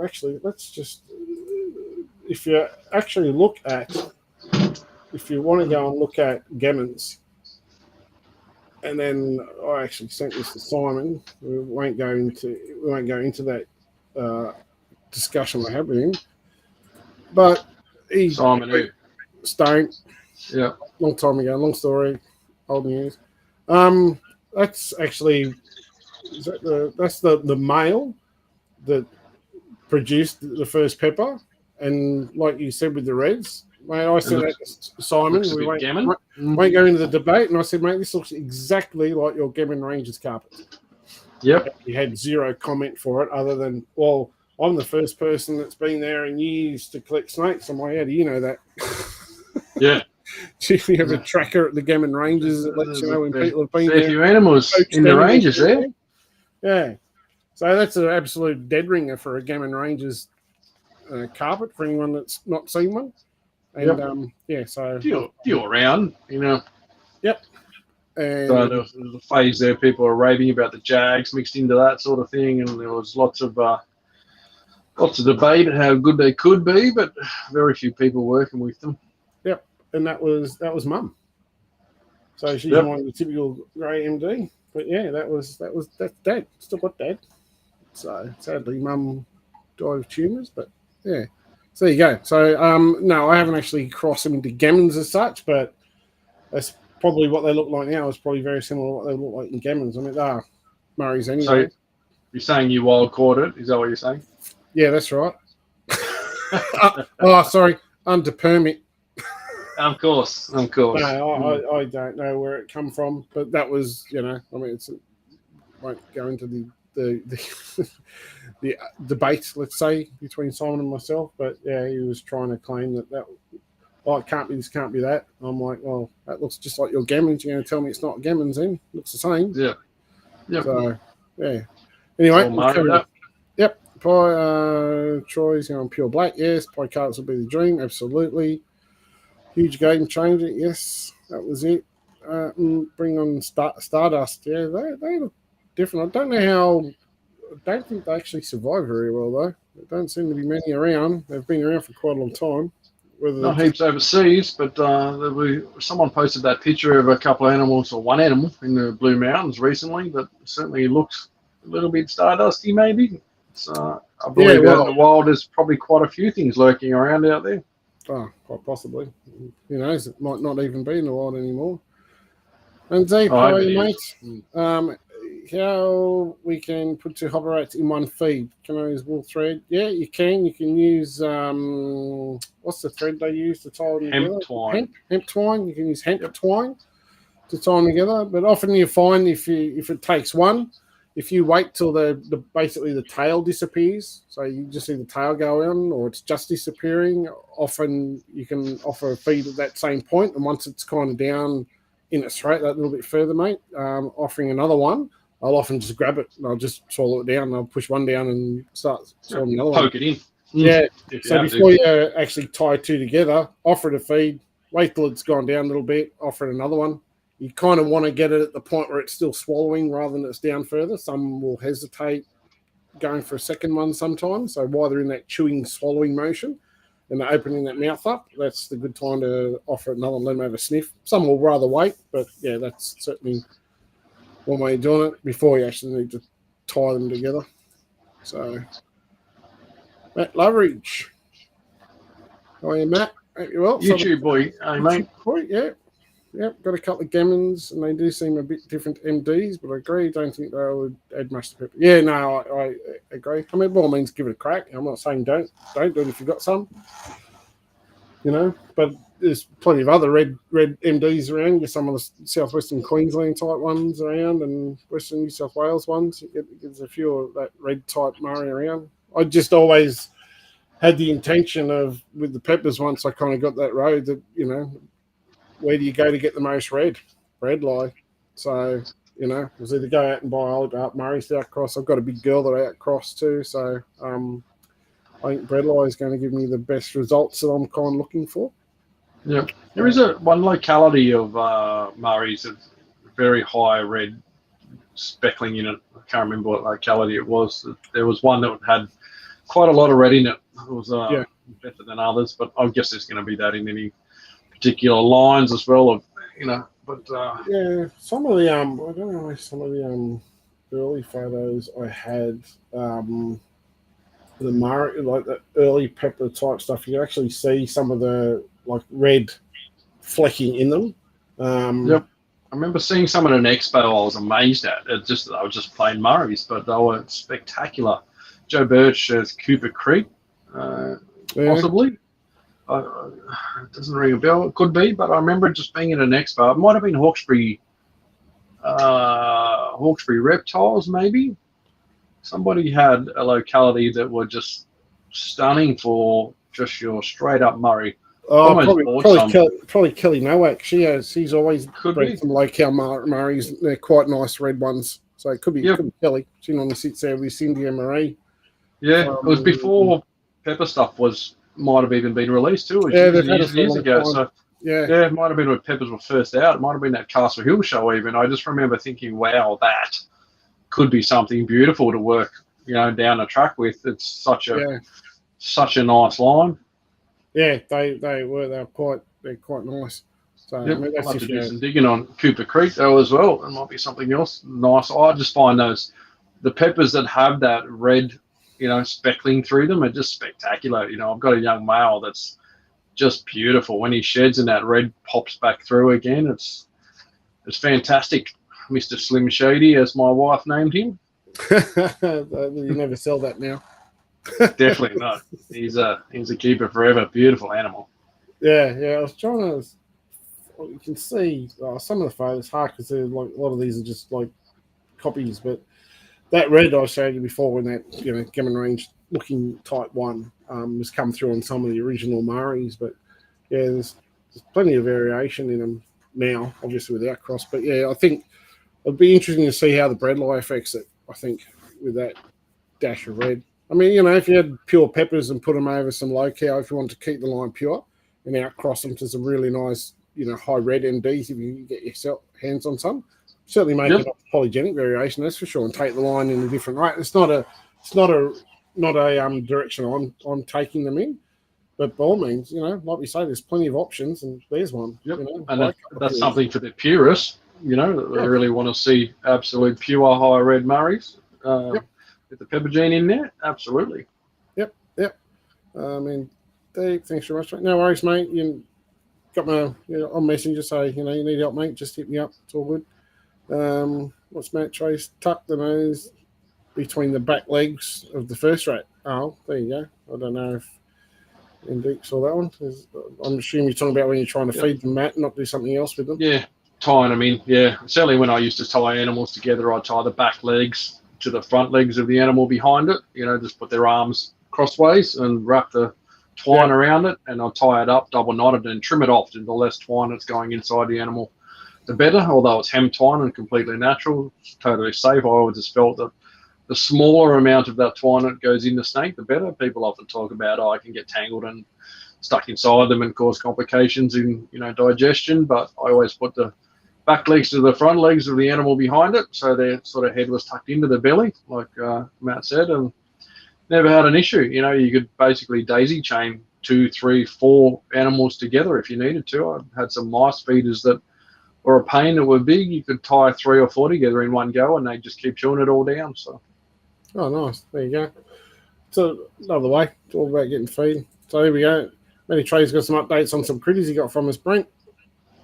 Star Smashes Rat. So that's an animal that I sent up to Mr. Travs. It was annoying the shit out of me. It was a very poor feeder. And I sent it up to Mr. Travs, who would have far more patience and do some more work with it. And he's turned it around after not too much time. So well done, Mr. Travs. Yep, and he's doing the same with me. He's bought into a polygenic project I've been working on for a few years and decided to pass the animal, the adult pair on. And I had a visual animal that was doing the same thing, doing mating. I just didn't have the time to constantly force feed. Just, to get an animal feeding well through force feeding, it needs to be consistent and regular, and I just wasn't consistent enough to get it done. So I just gave it as a gift to Matt. Said, you bought these, you have this one for free, and good luck. So, geez, Matt did well last year, didn't he? With a few freebies, didn't he? Hey? I reckon. Well, if it's now assist feeding, it won't be long before it'll start. Mate, the thing was as placid as it showed 0 attempt at wanting to eat from day dot, and has never shown any interest whatsoever. So, nothing wrong with it. Just doesn't want to eat. So.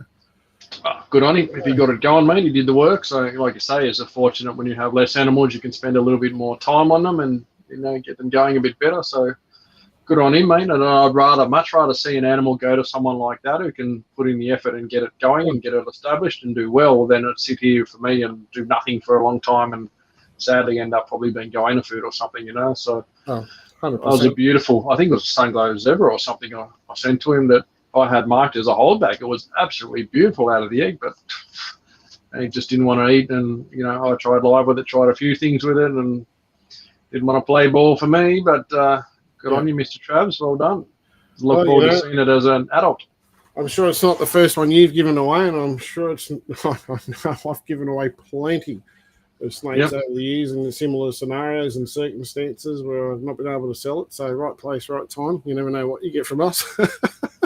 Funny enough, I've not given away many. I've always been very hesitant to give away stuff like that. I hate things leaving the. I don't give them to random people. So you pick your mark, But Matt knows what he's doing. He's bred stuff before, so he knows what he's in for when it comes to an animal of that nature. So like you say, you pick your mark. But I'm glad when they kick on, mate. It's good to see. Yeah, that's it. 100%. Like. We breed it, we bring it to life, we give it all the opportunity. So I think it's our job to, to give them all the best chance of surviving and doing everything. Find at the right home.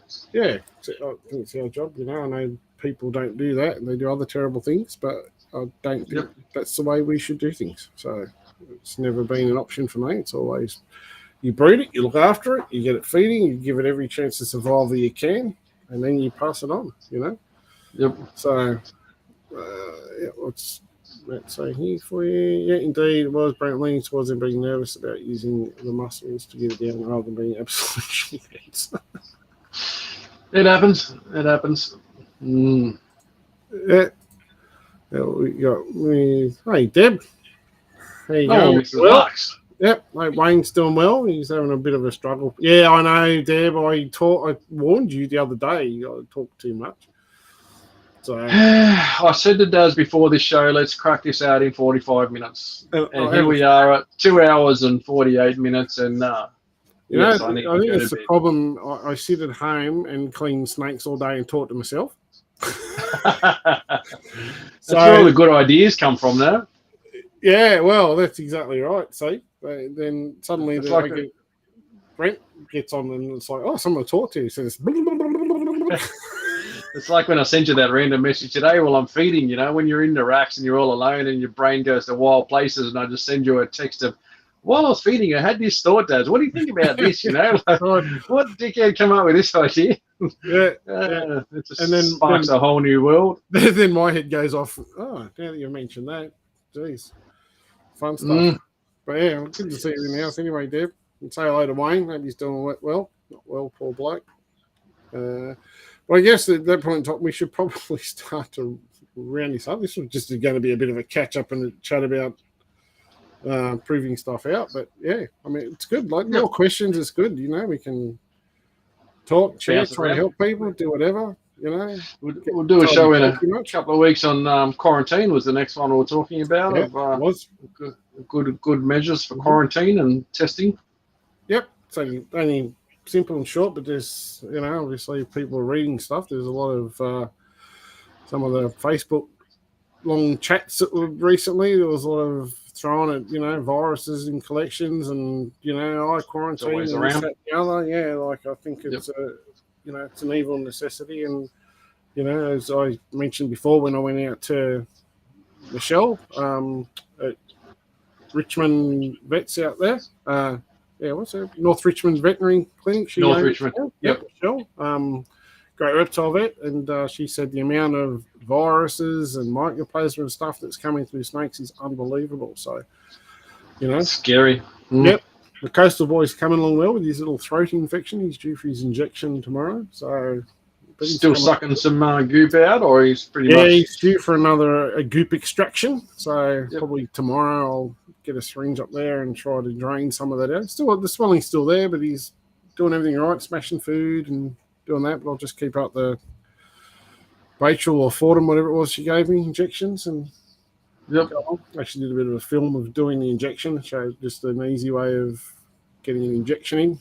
If you've got a snake that's feeding, give it a feed, wait till it wraps up. Then give it the injection. Third way down the body, third down from the back, bang, smash it in. Yep, in under the scales, in you go. Intramuscular, so it's all good. Yep. But anyway, you got any others? Then I caught the end. Thanks. Tonight, our bloody gas bag is. Talk soon. Yes. Wayne is doing well there. It's good to. Yes, definitely. We'll talk soon. And as we spoke on the phone, we'll definitely have you down for our next one if you get the time. Great chat for only the second half. No, tomorrow I'll wait to start. Check what I missed. Have a good one. No worries. Thanks, mate. Appreciate you watching. So liking and following and all that sort of stuff. I do dribble a lot. So possibly the alcohol.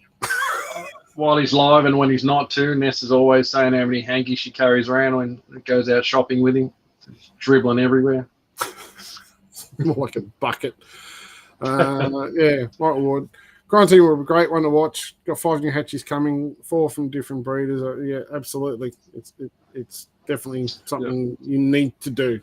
You know, I mean, there's plenty of people that talk about it and say they do it, with plenty of evidence that says they don't.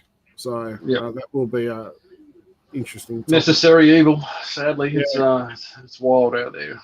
Yeah, we'll have to get Michelle on for a chat. I think we might have to have a talk to her. Yeah, it would be great to get her on. She's get the facts from the experts. Well, you know, can't argue with the ones that treat the animals. So Anyway, all right. Well, thanks guys for dropping in, saying hello. I'm sorry we've probably bored most people from here on 3 hours. God, you talk too much, Brent. Man, my apologies for Darren talking so much, but it was a good short show. Thanks for tuning in, everybody. Yeah. So, Brent, you know, if someone wants to get in contact you, where can they find you? KHP Reptiles on Facebook or webpage www.khpreptiles.com.au, or lots of people catch me just as Brent Smith on Messenger. UDAS. Yeah, Rally by Design on Facebook and Instagram and also YouTube. So hit us up and give us a message. You know, we're always happy to help. We get messages from heaps of people. We don't always get back to you straight away, but we always get back to you when we get half a chance. So thanks for dropping in. Thanks for watching. Appreciate it. And we will catch you guys on the next one. Thanks, guys. Peace out. Thanks, guys. Thank you.